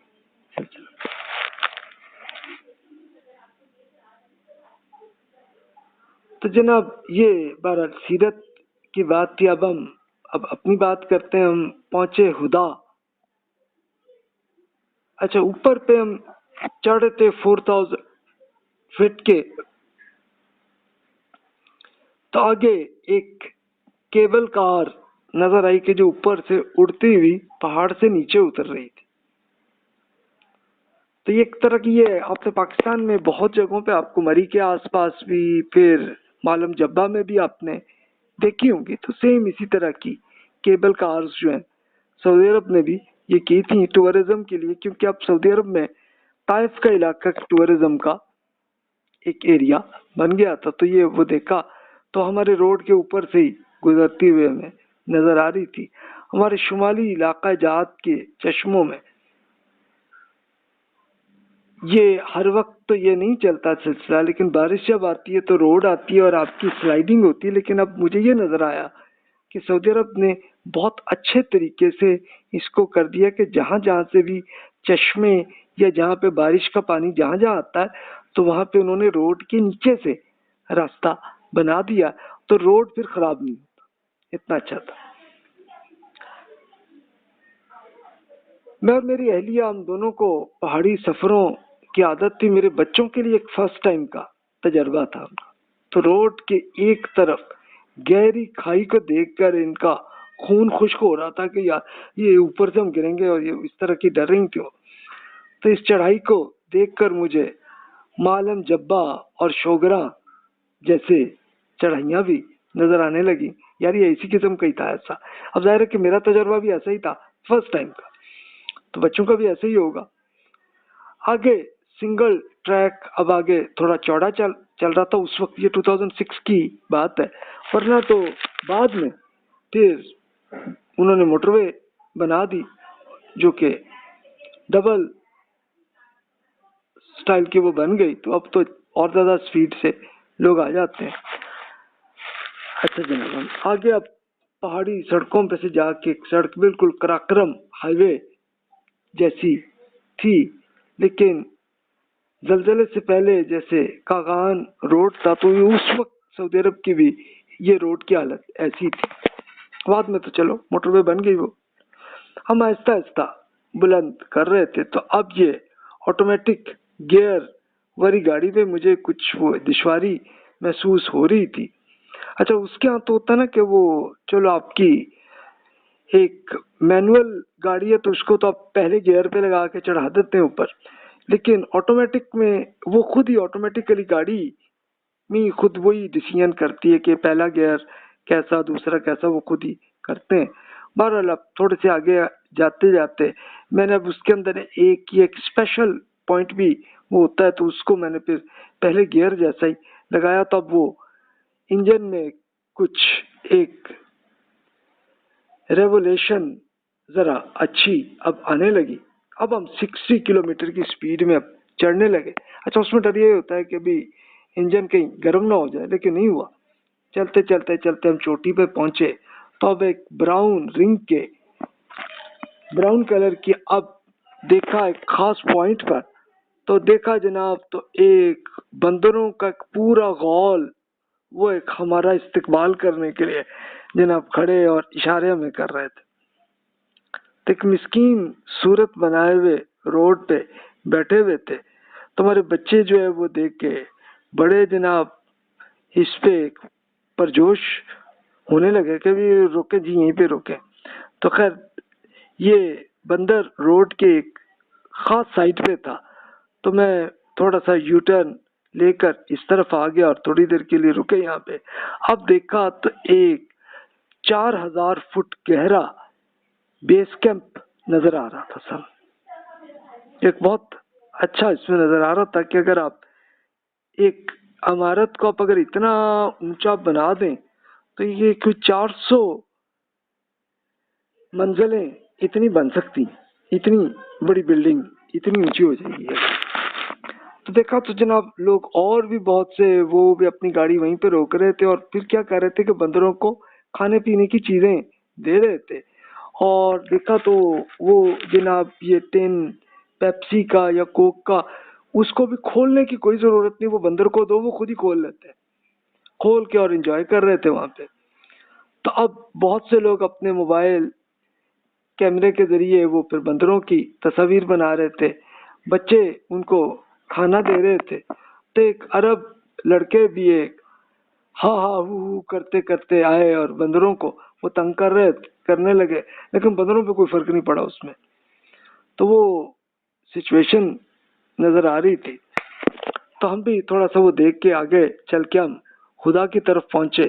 تب دیکھا تو ایک فصیل نما پہاڑ کی چوٹی پر ایک وسیع اور عریض میدان آگے نظر آ گیا۔ تو یہاں پہ چھوٹی چھوٹی چوٹیاں جو پہلے بہت بڑی نظر آ رہی تھی اب بالکل قریب تھی، اور اب سامنے نظر آیا 20 کلومیٹر طائف شہر اتنا دور ہے، تو وہ خیر نظر آیا۔ اچھا اب آگے دیکھا تو ایک پھلوں کی بہت بڑی مارکیٹ نظر آئی، جس میں اتنی دکانیں تھیں اور اس میں رنگ برنگے پھل بنے۔ اچھا میں نے وہاں جا کے وہ اسپیشل وہ پوائنٹ لیا تو وہاں پر یہ ہے کہ ایک اس طرح کی مل گئی ہمیں سچویشن کہ فرسٹ ٹائم زندگی میں انجیر ملی فریش، اور جب وہ کھائی تو اتنا مزہ آیا کہ بالکل جوس اس کے اندر سے وہ نکل رہا تھا۔ ہمارے یہاں انجیر امپورٹ کرتے ہیں، امپورٹ کر کے بالکل خشک وہ ہوتی ہے پاکستان میں، لیکن یہاں پر تو یہ سچویشن تھی۔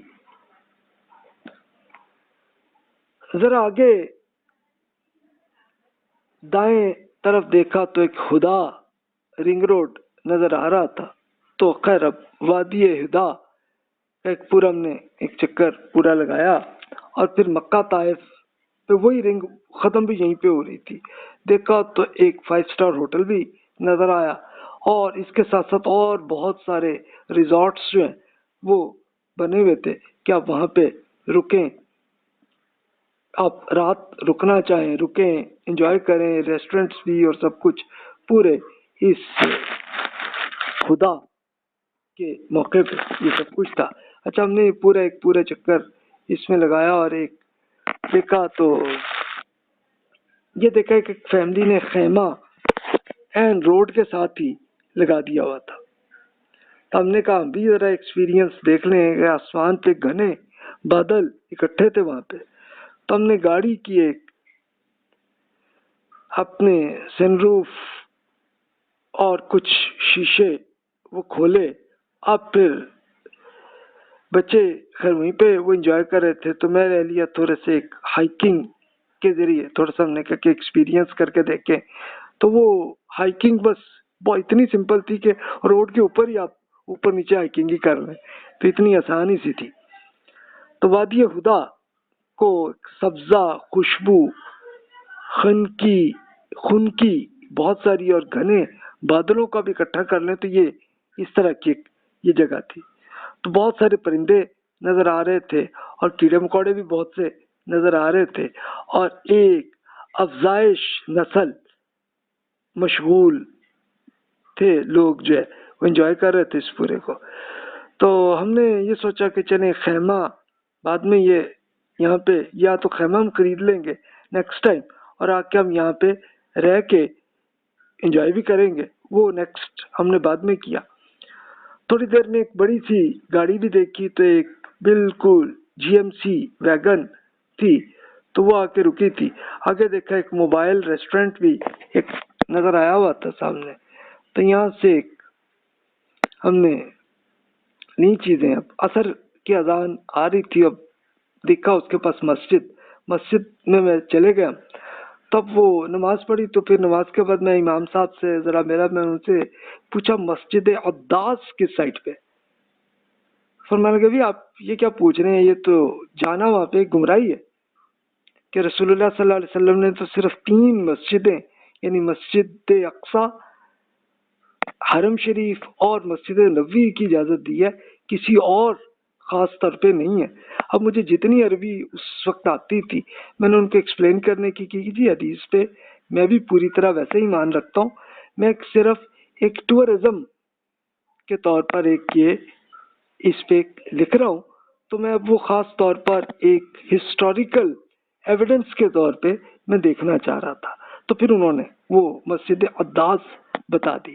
اب مسجد عداس ہے کیا؟ اب اس کا میں تفصیل سے عرض کرتا ہوں۔ خیر ہم آگے گاڑی کو چلایا، آگے آئے تو اب سامنے ایک کنگ عبدالعزیز ہاسپٹل نظر آئی، یعنی آگے کیا تھا، اب یہ طائف کا رنگ روڈ نظر آیا۔ رنگ روڈ پہ ہم گئے، جو مولانا صاحب نے مجھے وہ جگہ بتائی تھی، تو وہاں پہ گئے، تو اب یہ کنگ عبدالعزیز ہاسپٹل آیا، وہاں سے اب ہم پھر رنگ روڈ سے باہر آئے، اور اب ہم آئے تو اب یہ دیکھا تو ایک مسنہ ایک علاقہ تھا، تو یہ ایک طرح کی ایک وادی ہی تھی۔ تو وہاں سے اب طائف شہر بہرحال اب اس کی آبادی آ رہی تھی، وہ رنگ روڈ کے اندر اس کی آبادی آ جاتی ہے۔ تو ایک بہت پرانی مسجد نظر آئی، جسے دارالسلام پبلشر نے اس کو اطلس سیرت نبوی میں اس مسجد کی تصویر دی ہے۔ تو میرا خیال یہ تھا کہ یہ شاید کوئی مسجد عداس ہے، تو میں نے خیر ایک پانی کے ایک ٹینکر کے ایک پاکستانی ڈرائیور صاحب سے میں نے پوچھا تو انہوں نے بتایا کہ نہیں بھی اصل جو مسجد عداس ہے وہ یہ اس آبادی کے اندر ہے جا کے. خیر اندر گئے تو ایک پورا ایک زرعی فارم پورا نظر آ رہا. اس میں دیکھا تو مسجد عداس نظر آئی وہ جناب، اس پہ لکھا ہوا تھا بورڈ بھی. تو دیہاتی لوگ وہاں پہ تھے تو یہ سب تھے. تو اب وہاں پہ ایک چھوٹی سی پہاڑی تھی تو یہاں پوچھا ان سے کہ طائف کی اوباش نے جہاں پہ رسول اللہ صلی اللہ علیہ وسلم پہ پتھر برسائے تو وہ کہاں پہ؟ انہوں نے ایگزیکٹ سامنے ایک چھوٹی سی پہاڑی بتائی کہ یہاں سے انہوں نے کی تھی. تو اب ظاہر ہے کہ انہی لڑکوں کی اب یہ نسل در نسل 40-100 سال کے بعد کہ یہ بچے ان کے ہوں گے. تو لیکن یہ ایمان لے آئے تھے کہ رسول اللہ صلی اللہ علیہ وسلم نے یہ دعا کی تھی کہ بھی یا اللہ اب ان کو ہدایت دے، یعنی پتھر کھا کے بھی انہوں نے یہ کی تھی. اچھا اب وہاں پہ یہ تھا کہ جہاں پہ مسجد عداس ہے تو وہاں پہ مکہ مکرمہ کے رئیس آدمی عتبہ اور شیبہ یہ وہ لوگ تھے کہ جو رسول اللہ صلی اللہ علیہ وسلم سے دینی دشمنی رکھتے تھے. لیکن جب انہیں یہ سینیریو انہوں نے دیکھا کہ یار ہمارے شہر کے محمد صلی اللہ علیہ وسلم پہ یہ حرکت ہوئی ہے تو ان کو بڑا غصہ آیا. انہوں نے فوراً رسول اللہ صلی اللہ علیہ وسلم اور زید رضی اللہ عنہ کو بلایا اور ان کے غلام تھے عداس، ان کو انگور اور کچھ کھانے کی چیزیں وہ دی گئیں. تو رسول اللہ صلی اللہ علیہ وسلم سے پھر عداس رضی اللہ عنہ کو ملاقات ہوئی تو ان پہ رسول اللہ صلی اللہ علیہ وسلم نے قرآن مجید کا کچھ حصہ تلاوت کر کے ان کو پڑھایا. تو ان سے پوچھا کہ ان کی تفصیل بھی، تو پوچھا کہ یہ عتبہ کے غلام ہیں، یعنی عتبہ یہ وہ سردار مکہ کے کہ جن کا یہ باغ تھا تو وہ رسول اللہ صلی اللہ علیہ وسلم کے دشمن تھے. لیکن اب وہ رسول اللہ صلی اللہ علیہ وسلم کو کھانا اور سب کچھ اور اپنا غلام بھیج رہے تھے یہ آپ کی خدمت کرنے کے لیے کہ جناب اس باغ کی رکھوالی کی رسپانسبلٹی کے طور پہ عداس کو رکھا گیا تھا. تو رسول اللہ صلی اللہ علیہ وسلم نے پوچھا بھی آپ کہاں کے ہیں؟ بتایا کہ میں نینوا کے علاقے سے. نینوا کہیں یہ عراق میں. تو رسول اللہ صلی اللہ علیہ وسلم فرمایا بھی یہ تو وہی علاقہ ہے نینوا کہ جہاں پہ میرے بھائی یونس بن متی علیہ السلام کا شہر ہے. اور پھر رسول اللہ صلی اللہ علیہ وسلم نے اللہ تعالیٰ کی جو توحید کی دعوت اور پورا قرآن مجید پڑھ کے سنایا تو عداس رضی اللہ عنہ غلام تھے وہ ایمان لے آئے. تو اس لیے بعد میں کافی عرصے بعد پھر مسلمانوں نے یہاں پہ ایک جو مسجد بنائی جب یہ ایمان لائے طائف کے لوگ تو انہوں نے مسجد عداس کا نام رکھ دیا اس لیے کہ عداس رضی اللہ عنہ رسول اللہ صلی اللہ علیہ وسلم پر ایمان لے آئے تو صحابی ہو گئے آپ کے سامنے اور آپ کے کئی دن تک خدمت بھی کرتے رہے. عتبہ اور شیبہ کو یہ پتہ چلا کہ یہ جناب ان کا غلام آزاد کہ وہ تو ایمان لے آئے تو ان ایک روکنے کا کہا کہ بھی یہ نہ کرو تم ایسا کرو. اچھا وہ سمجھ رہے تھے ان کو پتا تھا کہ بھی میں غلام ہوں تو وہ خاموش ہو گئے ٹھیک ہے. تو لیکن اپنے دل میں وہ ایمان وہ اس لیے کہ وہ کرسچن تھے وہ حضرت عیسیٰ علیہ السلام کی پوری دعوت کو وہ پہلے ہی پڑھ چکے ہوئے تھے تو اس لیے ان کو نہیں تو ان کو کسی نے ان کو اغوا کر کے تو غلام بنایا تھا تو اس طرح سے سلسلہ ہوا تھا. اچھا اس واقعے کے 5 سال بعد ہوا تھا واقعہ کہ جب جنگ بدر ہوئی تھی جس کو پچھلے لیکچر میں سنے تو عتبہ اور شیبہ یہ دونوں جنگ پہ آئے تھے اور یہی دونوں قتل ہوئے تھے. عتبہ جو ہے وہ حمزہ رضی اللہ عنہ کے ہاتھوں مارا گیا اور شیبہ جو ہے وہ علی رضی اللہ عنہ کے ہاتھوں ہوا. تو اب یہ تھا کہ ابو سفیان رضی اللہ عنہ کی جو بیگم تھیں ان کا نام ہند تھا رضی اللہ عنہ تو وہ عتبہ کی بیٹی تھی. تو ان کو اصل میں یہ جنگ بدر میں ان کو بڑا دکھ اور غم تھا کہ ان کے والد اور بھائی جو ہے قتل ہو گئے. ان کا میں یہ حمزہ رضی اللہ عنہ کو ٹارگٹ کروں گی. انہوں نے اپنے غلام کو کہا تھا تمہیں آزاد کر دوں گی اتنی رقم دوں گی کہ تم حمزہ کو ٹارگٹ کرو. تو وہ اب جنگ احد کی تفصیل میں اب پڑھ چکے ہیں کہ اس میں پھر جو ان کے وہ غلام، ان کو حبشی کہتے ہیں کہ افریقی وہ غلام تھے، تو انہوں نے یہ ٹارگٹ کر کے تیر جو ہے وہ حمزہ رضی اللہ عنہ کے کیا تھا، اور حمزہ رضی اللہ عنہ پہ شہید ہوئے تھے، رسول اللہ صلی اللہ علیہ وسلم کے چچا اور بہترین جنگجو وہ تھے۔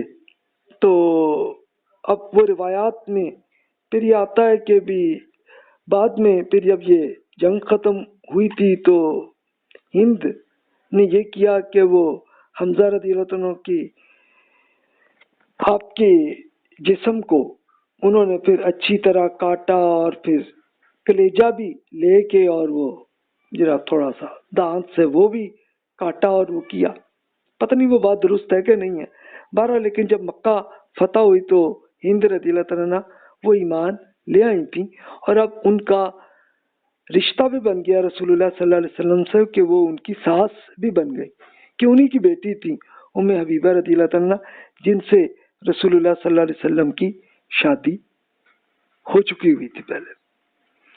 تو اس کے بعد تو پھر ہند رضی اللہ عنہ رسول اللہ صلی اللہ علیہ وسلم سے بڑی دلچسپ قسم کی گفتگو بھی وہ کرتی تھیں۔ ایک وہ حدیث میں بڑا ایک دلچسپ واقعہ آتا ہے، تو وہ انہوں نے یہی کیا کہ یہ ابو سفیان جو ہے نا وہ بڑا ہر چیز میں احتیاط کرتے ہیں، پیسوں میں کہ فائنینشیل معاملات میں بڑی وہ کرتے ہیں، تو میں تو یہ کیا ہے کہ میں نے ابو سفیان کے جیب سے جو ہے نا پیسے نکالے، تو رسول اللہ آپ یہ بتائیں کہ یہ جو میرا یہ کیا چوری ہے تو یا کیا ہے یہ؟ رسول اللہ صلی اللہ علیہ وسلم فرمایا کہ نہیں بھی آپ بیگم ہے اور آپ کا ابو سفیان رضی اللہ عنہ سے آپ کا تعلق ہے، اور شوہر کی رسپانسبلٹی ہے فائنینس کی، تو آپ نے اپنی ضرورت کی چیزیں لے لی، یہ کوئی چوری نہیں ہے، یہ ٹھیک ہے، اس کے لیے کوئی ایشو نہیں۔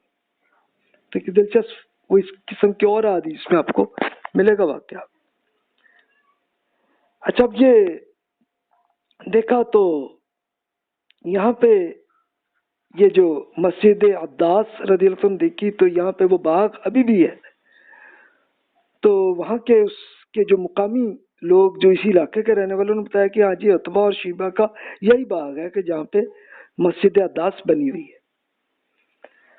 تب وہ ایک چھوٹا سا ایک گاؤں سا بنا ہوا تھا۔ اب یہ آپ ذرا دیکھیں کہ اہل طائف کے لڑکوں نے جب یہ بدتمیزی کی تھی کہ پتھر مارے تھے، تو جبریل علیہ السلام آئے تھے اور انہوں نے رسول اللہ صلی اللہ علیہ وسلم سے یہ عرض کیا تھا کہ اگر آپ کہیں تو اس پہاڑی کو میں اہل شہر پر گرا دوں، میں اس پہاڑی کو۔ تو رسول اللہ صلی اللہ علیہ وسلم نے ان کو روک دیا کہ نہیں بھی، آپ یہ دعا کریں کہ یہ اہل ایمان بن جائے، اور رسول اللہ صلی اللہ علیہ وسلم نے یہی دعا کی تھی کہ امید ہے انشاءاللہ یہ ایمان اگلی نسل لے آئے گی، اور واقعی وہ ایمان لے آئی۔ تو اب یہ 1400 سال گزر چکے تھے، تو اس کے اب یہ نسل در نسل ہوتے ہوتے یہ طائف کے لوگ اس وقت موجود نظر آتے ہیں۔ اچھا، اس کے بعد پھر رسول اللہ صلی اللہ علیہ وسلم نے ایک چڑھائی کی تھی، وہ حنین کی جنگ میں اب بہت بڑے قبائل جو طائف کے تھے وہ پہلے ہی سرنڈر ہو چکے تھے، اب طائف شہر ہی تھا، تو رسول اللہ صلی اللہ علیہ وسلم وہاں پہ گئے تو یہاں بغیر جنگ کے یہ طائف شہر بھی سرنڈر ہو گیا تھا۔ رسول اللہ صلی اللہ علیہ وسلم نے شہر کا ایک محاصرہ کیا تھا، تو یہاں کے ایک رئیس عروہ بن مسعود رضی اللہ عنہ ایمان لے آئے تھے، جن کے بارے میں رسول اللہ صلی اللہ علیہ وسلم فرمایا تھا کہ ان کے بارے میں کہ یہ عروہ کی جو شکل ہے نا بالکل حضرت عیسیٰ علیہ السلام سے ملتی جلتی ہے، ایک حدیث میں یہ ذکر آتا ہے۔ تو ان کی دعوتی کوششوں سے یہ ہوا تھا کہ اب یہ صرف رسول اللہ صلی اللہ علیہ وسلم نے محاصرہ کیا ہوا تھا، کوئی جنگ نہیں ہوئی تھی، لیکن کچھ دن میں اہل طائف سب ایمان لے آئے تھے، تو رسول اللہ صلی اللہ علیہ وسلم نے محاصرہ کو چھوڑ دیا تھا، پھر اٹھانے کا حکم دے دیا، اور اہل طائف کے پکے بہت سے لوگ ایمان لے آئے، اور آہستہ آہستہ ان کی تربیت کا سلسلہ بھی ہوا، اور پھر تو ابوبکر اور عمر رضی اللہ عنہ کے زمانے میں تو پھر کیسر و کسرا کے ساتھ جنگوں میں سب سے بڑا کام جو ہے وہ طائف کے لوگوں نے کیا۔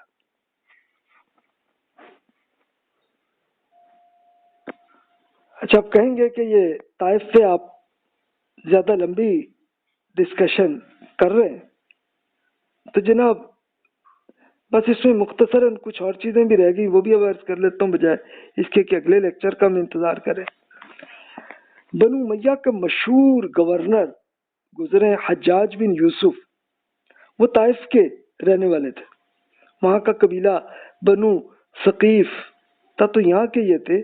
تو حجاج بن یوسف عراق کے گورنر بنے تھے، اور آپ ہسٹوریکلی پڑھیں تو عراق کا پورا علاقے میں ایک طرح کی بہت سارے ایسی جنگیں آپس میں بن گئی تھیں، یعنی جس میں یہ تھا کہ جس میں آپ یہ دیکھ لیجئے کہ خوارج وہاں پہ پیدا ہوئے، کچھ اور لوگ بھی کہ جو چاہتے تھے کہ بس جناب ہم قبضہ کر لیں حکومت کو، تو وہ اس لیے وہ تھا۔ تو انہی کے ایک بڑے گروپ نے عثمان رضی اللہ عنہ کو شہید کیا، پھر علی رضی اللہ عنہ کو شہید کیا تھا، پھر حسن رضی اللہ عنہ خلیفہ بنے تو انہوں نے خود معاویہ رضی اللہ عنہ کو دیا تھا، تو معاویہ رضی اللہ عنہ نے عراق کو کنٹرول کر لیا تھا۔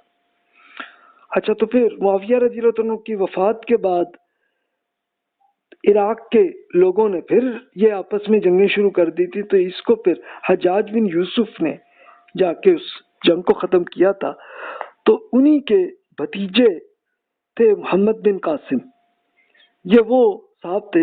اب یہ تابعی ہیں، یعنی صحابی نہیں ہیں، ان میں ظاہر کہ اب رسول اللہ صلی اللہ علیہ وسلم کی وفات کے بعد اب تقریباً اراؤنڈ 60 ایئرس کے بعد یہ حجاج بن یوسف گورنر بنے تھے، اور پھر اس کے بعد اب یہ کوئی 80 ایئرس گزر گئے، یعنی 92 ہجری کا زمانہ تھا۔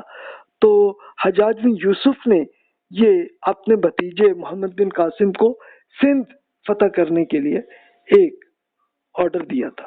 اچھا، وہ بھی کیوں تھا کہ وہ سندھ کے راجا نے بس یہی حرکت کی تھی کہ وہاں کے ان کے ڈاکوؤں نے اہل ایمان جو حج کے لیے سمندر سے گزر رہے تھے تو ان کو پکڑ لیا تھا اور ان کو غلام بنانے لگے تھے، قیدی بنا لیا تھا انہیں۔ تو حجاج بن یوسف نے خط کے طور پہ کہا کہ بھی رکو، یہ کیا حرکت، اور یہ سارے سری لنکا سے میں ایمان لائے تھے یہ لوگ، تو ان پہ وہ کہا جی ہمیں تو پتہ ہی نہیں جی ان ڈاکوؤں کا۔ وہ کہا اچھا، یہ اب ہمیں پورا پتہ ہے کہ وہ تمہارے ہی بندے ہیں۔ تو تب لے جا کے محمد بن قاسم رحمۃ اللہ علیہ نے آ کے اس کو فتح کیا تھا، اور اب اس راجا کی حکومت ملتان تک تھی، تو اس ملتان تک کے علاقے کو محمد بن قاسم نے صرف 1 سال میں فتح کر لیا تھا۔ طائف کی ایک اور مشہور شخصیت ہے ابو عبید ثقفی رضی اللہ عنہ، یہ تابعی ہیں کہ عمر رضی اللہ عنہ کے زمانے میں جب مملکت ایران کے شرپسندیوں کے جواب میں یہ چڑھائی کا ارادہ تھا اور اب انہیں اس جہاد میں شرکت کی ترغیب دی، تو یہ عمر رضی اللہ عنہ کے زمانے میں تھا کہ ایران کے ساتھ جنگ چل رہی تھی اور ایران اب حملہ کرنے کے لیے آ رہے تھے۔ تو اب عمر رضی اللہ عنہ نے بہت سارے قبائل کے اہل ایمان کو اکٹھا کیا تھا، اور اب یہ بات کی تھی تو اس میں ابو عبید ثقفی رضی اللہ عنہ تھے، چونکہ جو ابھی وہ صحابی نہیں تابعی ہیں، تو انہوں نے پھر یہ سب کو جناب موٹیویٹ کیا، اور پھر یہ پورا ایک جنگ جو ہے اس کے لیے روایت ہے۔ تو عمر رضی اللہ عنہ نے پھر ابو عبیدہ ثقفی کو ہی اس لشکر کا سالار ان کو بنایا تھا کہ وہی جنرل پھر بنے تھے، اور پھر اس لشکر کا ایک سامنا جسر کے مقام پر ایران کے ساتھ ہوا تھا، جو دریائے دجلہ کے ساتھ تھا، کہ ابھی عراق فتح نہیں ہوا تھا اس زمانے میں، تو وہ اس میں ہوا تھا۔ تو ابو عبید رحمۃ اللہ علیہ نے اتنا ایک جوش جات کی حیثیت تھی کہ انہوں نے یہ کیا کام کہ ایک جنگی ایک غلطی، ایک اسٹریٹجی کی ایک غلطی ان سے ہوئی تھی کہ دریا انہوں نے پار کر کے جا کے جناب جنگ کرنے کا کیا، اور جب وہ وہاں پہ پہنچے تو پھر ساتھ یہ بھی انہوں نے کیا کہ ایک پل بھی توڑ دیا بیچ میں، تاکہ کوئی ہمارا مسلمان جنگجو واپس نہ جائے۔ تو یہ جنگ ہوئی تھی، لیکن پھر ہوا یہ کہ جو میجورٹی اہل ایمان کی وہ شہید ہوئے تھے اس میں۔ تو اس کے لیے عمر رضی اللہ عنہ کو جب یہ انفارمیشن آئی تھی تو ان کو بہت افسوس اس میں آیا تھا۔ اس میں سے پھر یہ ہوا تھا کہ کچھ حضرات نے یہ کیا تھا کہ اسی پل کو دوبارہ سیٹل کر دیا تھا، اور وہ پھر جو بچ گئے تھے تو وہ آ گئے. اس کے بعد پھر آگے جا کے جنگ ہوئی اور پھر وہ ختم ہو گیا اور پھر پورا عراق فتح ہو گیا تھا. تو ابو عبید رحمۃ اللہ علیہ وہ ان کے شہید ہوئے تھے. اس وقت صحابی مثنہ بن حارثہ رضی اللہ عنہ تھے. انہوں نے ایرانی لشکر کو روک کے اور دوبارہ برج کو انہوں نے بنا کے اور سب کو بچا لیا تھا. دیکھیے یعنی اسٹریٹجی میں کئی بار واپسی پہ بھی آنا پڑتا ہے. طائف کی ایک مشہور شخصیت مختار ثقفی کی بھی ہے. ایک بہت بڑا پروپیگنڈا کا آدمی تھا، اور اس نے ایک حرکت کیا کی تھی کہ یہ اس وقت کی بات ہے کہ جب 61 ہجری میں ثانیہ کربلا عراق میں ہو چکا تھا کہ جس میں حسین رضی اللہ عنہ شہید ہوئے تھے. تو مختار ثقفی نے یہ حرکت کی کہ اس نے عراق کے اندر دوبارہ انتشار کیا تھا پیدا، اور سارا ایک لشکر کے چلو بھی اٹھو، اب ہم یہ قاتلین حسین پہ ہم ان سب پہ حملہ کریں گے، سب کو ماریں گے.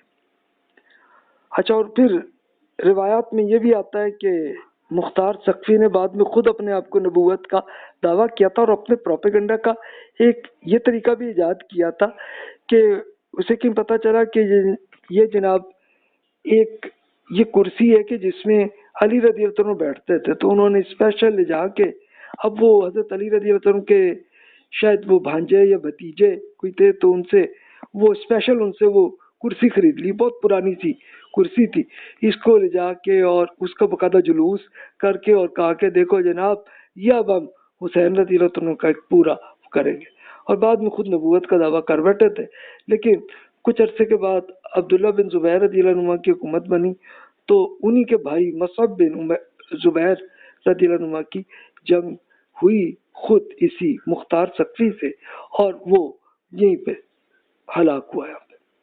یہ بھی طائف کا ایک بندے تھے.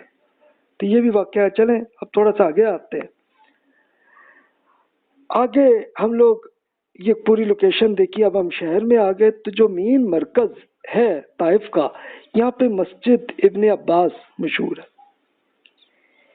یعنی عبداللہ بن عباس رضی اللہ عنہ رسول اللہ صلی اللہ علیہ وسلم کے کزن ہی، لیکن وہ رسول اللہ صلی اللہ علیہ وسلم کی عمر سے بہت چھوٹے تھے، اور وہ ایمان لائے تو رسول اللہ صلی اللہ علیہ وسلم نے ان کی تربیت کی، ان کی، اور فرمایا تھا کہ بھی یہ تو اسپیشل یہ حبر الامہ یعنی امت کے سب سے بڑے عالم یہ ہوں گے. اور واقعی وہ بنے. وہ عمر رضی اللہ عنہ سے بھی سیکھتے رہے، اور دیگر صحابہ سے بھی سیکھتے رہے، علی رضی اللہ عنہ سے بھی سیکھتے رہے. اور پھر علی رضی اللہ عنہ نے ان کو بصرہ کے گورنر بھی بنایا تھا. بعد میں پھر وہ خود مکہ مکرمہ میں سیٹل ہو گئے تھے. پھر حسین رضی اللہ عنہ جب کوفہ کے لیے جا رہے تھے تو عبداللہ بن عباس رضی اللہ عنہ نے بڑا روکا تھا کہ بھتیجے آپ نہ جاؤ، کیونکہ وہ علی رضی اللہ عنہ کے بھی وہ کزن تھے نا، تو بڑا روکا کہ نہ جاؤ، فیملی کو نہ لے جاؤ. لیکن حسین رضی اللہ عنہ عراق گئے تھے صرف کہ ٹیررزم کو روکنے کے لیے وہاں گئے تھے، اس کام کے لیے آپ گئے تھے. لیکن پھر انہی ٹیررسٹس نے ان کو شہید کر دیا تھا. تو یہ واقعہ. تو عبداللہ بن عباس رضی اللہ عنہ نے باقی زندگی تک تو انہوں نے قرآن مجید کو سمجھنے اور پڑھانے کا ہی کام کیا، ساری عمر تک انہوں نے. پھر مکہ مکرمہ میں بھی ایک بڑا انتشار کا ٹائم ہوا تھا کہ جس میں ایک بار یہ ہوا تھا کہ ایک سچویشن بن گئی تھی کہ تو اس وقت پھر عبداللہ بن عباس رضی اللہ عنہ انہوں نے یہ کیا کہ وہ پھر مکہ سے نکل کر طائف میں سیٹل ہو گئے، اور یہ آخری زندگی یعنی چند سال ہی ان کی زندگی میں باقی تھے. تو وہاں پہ اور تابعین کے بڑے بڑے جو اسکالر ہیں وہ عبداللہ بن عباس رضی اللہ عنہ کے اسٹوڈنٹ وہ تھے، اور یہ بڑے بڑے عالم بنے. تو عبداللہ بن عباس رضی اللہ عنہ کا جب انتقال ہوا تو وہ ان کی قبر پھر دفن ہوئی. وہاں پہ ان کے پاس ہی مسجد تھی، تو وہ تھی، تو وہ آج بھی موجود ہے. تب میں نے پھر یہی کیا کہ ٹریفک میں پھنسنے کے بعد یہی کیا کہ نماز سے کچھ دیر پہلے مسجد ابن عباس پہنچے تو وہاں پہ ایک بہت بڑی پارکنگ نظر آ رہی تھی اور ایک بہت بڑی مسجد اب وہ نظر آئی. تو اب وہ میں دیکھ رہا تھا کہ عبداللہ بن عباس رضی اللہ عنہ کی قبر کس طرف ہے، تو دیکھا تو وہ ایک کمرے میں وہ بندہ، یعنی وہ مسجد پھیلا دی گئی. تو اب وہ ظاہر ہے کہ وہ قبر تو اندر آ گئی نا، لیکن حکومت نے پھر یہ کیا کہ اس کو ایک باقاعدہ کمرے جیسی شکل کر کے اور اس سے تالا بھی لگا دیا تاکہ لوگ جا کے وہ قبر کی کوئی عبادت وہاں نہ شروع کر دیں. تو خیر میں نے وہیں پہ کھڑے ہو کے ایک احادیث میں جو ایک زیارت قبور کی دعائیں وہ عرض کی اور عبداللہ بن عباس رضی اللہ عنہ کے ایک اللہ تعالیٰ کے اجر میں مزید اضافے کی دعا کی. اچھا اب وہ نماز پڑھی تو وہاں اس کے پاس دیکھا تو ایک بہت خوبصورت قسم کی لائبریری وہ بھی نظر آئی، بہت پیاری لائبریری. اور یہ لائبریری اس زمانے میں بنی کہ جس وقت یہ سلطنت عثمانیہ جو ترکی کی حکومت تھی تو ان کی حکومت مکہ اور طائف تک آ گئی تھی. تو انہوں نے یہاں پہ ایک لائبریری بنائی تھی، یعنی اس میں یہ تھا کہ کئی ٹائم کے لوگ جو بھی سفر سے آتے طائف میں تو اپنی بک اس لائبریری میں ڈالتے تھے. تو دیکھا تو بہت پرانے مخطوطے یہاں پہ بھی مجھے نظر آئے. تو یہاں پہ بھی ایک بڑی اچھی، یعنی کسی نے ایک بڑا اچھا کام کیا کہ عبداللہ بن عباس رضی اللہ عنہ جو صحابہ کرام کے یعنی نوجوان صحابہ میں سب سے بڑے عالم بنے، تو انہی کی ایک میموری کے طور پر انہوں نے لائبریری بھی وہیں پہ بنا دی. وہاں پہ میرے کزن ابرار بھائی کا وہ طائف میں ہی رہتے تھے، تو وہ میں نے ان کو کال کی تو خیر مغرب کے ٹائم وہ بھی آ گئے وہ مسجد میں. پھر وہ اس کے بعد ہم لوگوں کو لے کے بخاریہ کا ایک علاقے میں لے گئے کہ جو طائف کا علاقہ ہے. تو یہاں ایک بالکل پٹھانوں کا ریسٹورنٹ تھا، تو وہاں پہ جناب ہمیں رکھا اور ایک کڑھائی گوشت کا کیا. تو ایک بالکل نمک منڈی جیسی کڑھائی جیسی فیل ہوئی جو پشاور میں نے کھائی تھی پہلے. ہم لوگ خیر گپ شپ ہوتی رہی اور معاملہ. پھر اب ہم نے پلان کیا اگلا، ہم نے کہا شفا کا ایک خاص پوائنٹ وہ بھی طائف میں مشہور ہے، چلو وہ دیکھتے. تو اب طائف کے قریب شفا کا ایک پرفضا مقام ہے. تو طائف کی طرف تو ہم پہلے سفر کے دوران بس ہم سیل کبیر سے آئے تھے نا، تو ہم اس وقت ہم شفا کی طرف گئے تھے. تو شفا کیا کہ طائف کے پاس ہی ایک جا کے دو رویہ ایک طرح کی ایک 4 لین موٹر وے جیسی وہ بنی ہوئی. تو وہ طائف کے رنگ روڈ سے ہی کنیکشن سے ہوتی ہے. ہم خیر پہنچے وہاں پہ اور چڑھائی وہاں پہ کی. تو ابھی تو وہ سیدھا ہی روڈ چل رہا تھا، یار یہ کیا معاملہ، لیکن روڈ کے دوران گہری کھائیاں ہر طرف کو نظر آ رہی تھی. خیر جناب چلتے چلتے ہم شفا رنگ روڈ تک جا پہنچے. اب دیکھا شفا وہ ایک پہاڑ آ رہا تھا اور اس میں مسلسل چڑھائی چل رہی تھی. وہ خیر ہم چڑھے اور اوپر تک پہنچے. تو شفا خوبصورت اور ایک بہت خوبصورت علاقہ، اور یہاں پہ بہت سارے ریزورٹس بنے ہوئے. تو گول شکل میں ایک پوری وادی ایسی بنائی ہے، ہوٹلس بھی ہیں، ریسٹورنٹس بھی ہیں. یہ پورا ریزورٹس وہ بنے ہوئے ہیں اس میں. تو یہاں پہ ہم رکے تو ایک ریسٹورنٹ پہ رکے، تو یہاں کے جو امپلائی پاکستانی تھے تو ان کا کبھی آپ یہ مندی کھائیے. مندی یہ عرب کھانوں کا ایک یہ حصہ ہے، ایک طرح کی ایک شکل ہے. اور ایک ہم یہ بالکل ایسی ہے کہ جیسے سجی ہمارے یہاں ہوتی ہے نا، تو سیم ویسی یہ چیز تھی. تو عرب لوگ بکرے کو ذبح کر کے اس کو کھال اتارنے کے بعد پھر اس کو ایک دہتے پتھروں کے اندر اس کو دفن کرتے ہیں. تو ان پتھروں کی گرمی سے گوشت پک جاتا ہے. پھر اس کے بعد پھر اس کو وہ نکال کے اور پھر اس کو ایک بخاری پلاؤ کے ساتھ کھاتے ہیں. تو یہ مندی اس طرح کی تھی.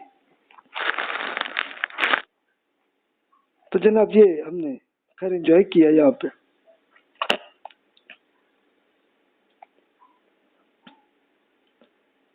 اچھا یہاں ہوٹلوں میں کوئی بیٹھنے کی جگہ نہیں ملی، ہم نے پھر خیر لے لیا یہ کھانا جو ہے، اور پھر ایک کھانا لے کر ایک گھنے سبزے کے درمیان وہ زمین پہ ہی بیٹھے ہم، اور ہم نے وہ لے کے یہاں پہ کھانے کا کھایا. مطلب بچوں کو اتنا پسند نہیں آیا کہ فرسٹ ٹائم ٹیسٹ ان کو تھا کہ سالم بکرے کی ایک یہ مندی کھانے کا، لیکن خیر مجھے میری فیملی کو تو بڑا مزہ آیا اس میں.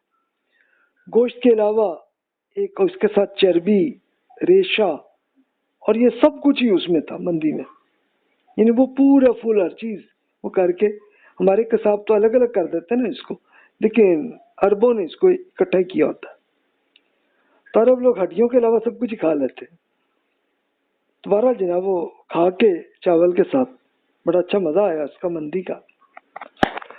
تو اب وہ وہاں لوگوں کے مختلف گوشوں کو ہم دیکھ رہے تھے، جب تو دیکھا تو ہماری دلچسپی ایک قدرتی ماحول سے ہو رہی تھی کہ صحیح طرح کا ایک سرسبز وادی، بالکل طائف جیسی وادی جو ہوتی، لیکن دریا نہیں تھا برا. تو اب بچے جو ہیں وہ پھر وادی میں کھیلنے لگے، اور ہم تھوڑی سی ہائیکنگ بھی ہم نے کی. اب وہ ہائیکنگ بھی کیا تھی، چھوٹی چھوٹی پہاڑیاں تھی، بس تھوڑے سے اوپر نیچے اس میں کر کے چلے گئے. اچھا وادی سے آگے گئے تو برج کھاتی ہوئی سڑک اوپر چڑھتی ہوئی جا رہی تھی. ہم نے کہا کہ چلو ادھر چلتے ہیں. دیکھا آخر عصر کا ٹائم تھا، وہاں پہ رکے، نماز پڑھی، اور پھر اس کے بعد پھر روڈ کی طرف پہاڑ کی چوٹی نظر آ رہی تھی. تو یہاں ایک عرب اور ایک خان صاحب تھے، تو یہاں پہ کوئی گیٹ نظر نہیں تھا. تو خیر ہم اسی وادی کے اندر ہی اس میں چلے گئے. تو دیکھا تو پتہ چلا تو ایک صاحب کا گھر ہے. تو بڑے وہ معذرت کرنے لگے. ہم کہا کہ یار ہم آپ کے گھر سوری غصہ ہیں ہم. تو انہوں نے کہا کہ وہ تو بڑے جناب ایک خندہ پیشانی سے آ کے ملے، اور وہ ایک سعودی وہ صاحب تھے. انہوں نے کیا کام کہ کہتے کہ نہیں جی اب آپ تشریف لائے ہیں تو آپ مہمان ہیں میرے، رکے ہیں. اور وہ جناب رکے، اور پھر ان کے امپلائی ایک خان صاحب جو ہے وہ تھے ان کے امپلائی، ان کو کہا کہ جناب آپ یہ کافی اور یہ سب کچھ لے آئے. تو لے آئے، اور جناب انہوں نے ہمیں خوب کیا یہاں پہ انجوائے. اور پھر انہوں نے بزرگ نے وہ اصل میں انہوں نے پھر یہ بتائی سچویشن کو، وہ اس گاؤں کے ہیں لیکن وہ ان کے بیٹے کی جاب جو ہے نا طائف میں ہے، تو لیکن میں اپنے گھر پہ ہی رہنا پسند کرتا ہوں، تو یہاں رہتے ہیں. تو اب وہ دیکھا تو انہوں نے ان کے جو پاکستانی وہ بھائی تھے، تو وہ انہوں نے ایک پوری وادی کے کھیت کا بنایا تھا، اور ایک چھوٹا سا ڈیم بھی بنایا ہوا تھا. تو بہت ایک اچھا خوبصورت سا انہوں نے ایک یہ سلسلہ بنایا ہوا تھا. تو اس میں انہوں نے یہ بتایا کہ بھی مجھے تو یہ کنسٹرکشن بھی میں نے انہیں یہ بزرگ کے یہ بنا دیے میں نے. تو ماشاءاللہ ان کی ایک خوبی تھی. خیر اب ہم نے ان سے بڑا کر کے اسلام دعا کر کے کہنے کہ بھی آپ نیکسٹ ٹائم جب بھی طائف آؤ گے نا اپنے بچوں کے لے کے ضرور ہمارے گھر آنا. تو یہ بس محبت تھی ان کی. خیر ہم نکلے وہاں سے، مغرب سے ذرا کچھ ٹائم کم تھا، ہم دوبارہ نیچے اترے تو مسجد نظر آئی، نماز پڑھی. تب یہاں میں نے پھر مغرب اور عشاء کی دونوں نمازوں کو میں نے اکٹھا کر لیا. تو خیر اب وہ مغرب تو میں نے پڑھ لی تھی، تب عشاء پڑھ رہا تھا تو ایک عرب صاحب جو ہے ان کیا ہوتا ہے کہ وہ کسی ایک آدمی بھی نماز پڑھا اسی کے ساتھ اشارہ سے کر کے اور ساتھ اس کی جماعت کر لیتے. تو اب میں عشاء پڑھ رہا تھا، اور وہ بزرگ جو ہے وہ عرب جو ہے وہ مغرب کی نماز انہوں نے پڑھنی تھی. تو اب میں نماز میں کنفیوز ہو گیا کہ یار اب میں عشاء پڑھ رہا ہوں اور وہ مغرب، اب کیا کریں. تو میں نے پھر نماز توڑی اور ان کو بتایا بھائی میں عشاء پڑھ رہا ہوں. تو ان صاحب کو اتنا کہکا نکلا، کہنے لگا یار اس میں کیا مسئلہ تھا، آپ عشاء پڑھیں میں مغرب کی نیت کر رہا ہوں، کرو بھائی. اور کر کے پھر دوبارہ ہم نے خیر میں نے عشاء پڑھی، انہوں نے مغرب اپنی نیت سے ایسے پوری کر لی. اس کے بعد پھر ہم واپس اترے. اب ہم نے کہا چلو سیل کبیر والے راستے کو دیکھتے ہیں. تو پھر ہم آئے نیچے، اور وہاں پہ ہم پھر گئے جدہ کی طرف. جاتے جاتے سہل کبیر کا علاقہ دیکھا تو یہ میقات کا علاقہ ہے کہ یہاں پہ ایک باقاعدہ مسجد اور ریسٹورینٹ اور اس کے ساتھ واش رومز اور نہانے کی جگہ، یعنی جو لوگ بھی ریاض اور دیگر علاقوں سے جو ادھر سے آتے ہیں تو یہاں پہ آ کے وہ ادھر سے پھر احرام باندھتے ہیں. تو خیر جنابی ہوا تو آگے ایک جدہ کا ایک بورڈ نظر آیا، ہم چلے گئے، لیکن اب ایک غلطی ہوئی کہ یہ ایک بالکل پہاڑی، ایک بالکل سنگل روڈ آ رہا تھا. تو ہم چلتے گئے، لیکن اب جناب کوئی شہر ہی نہیں نظر آ رہا، نہ مکہ آ رہا نہ جدہ آ رہا. ہم نے کہا یار ہم یہ کدھر کنفیوز ہو گئے. ہوتے ہوتے ہوتے ہوتے سلسلہ اس میں اب وہ اچھے خاصے کوئی 3 گھنٹے تک ہم تھک گئے کہ یار، اور روڈ بھی کوئی اچھا نہیں تھا کہ جس طرح کی موٹر وے ہو. اب ہم نے کہا یار کوئی شہر ہو، کسی سے پتہ تو چلے کہ یہ یہاں سے ہم تو جدہ جانا چاہ رہے ہیں، تو اب آئی نہیں رہی آبادی. خیر 3 گھنٹے بعد جا کے آبادی نظر آئی. ہم نے شکر کیا، ہم نے کہا رکیں یہاں کے دیکھتے ہیں، کسی سے پوچھیں کہ جدہ کا راستہ کدھر ہے. تو دیکھا تو سامنے یہ جدہ شہر تھا جہاں پہ ہم انٹر ہو چکے تھے. تو جناب یہ اس طرح سے یہ اندر سے ایک روڈ ہے کہ جو پہاڑوں کے اندر یہ ایک سنگل روڈ، اور اس کے نیچے سے ایک جموم نامی ایک چھوٹا سا قصبہ نیچے سے آتا ہے، اور ہوتے ہوتے ہم پھر جدہ اس طرح سے پہنچے. تو دیکھیں ایک دفعہ زندگی میں ایسا بھی ہوا. انشاءاللہ اگلے لیکچر میں ہم پھر جدہ شہر کی بھی بات کریں گے. پھر ایک اور سفر میں نے کیا جیزان، فیفا اور ابا کا، تو اس کا بھی اب انشاءاللہ ذکر کریں گے اگلے لیکچرز میں. جزاک اللہ خیر واحسن الجزا.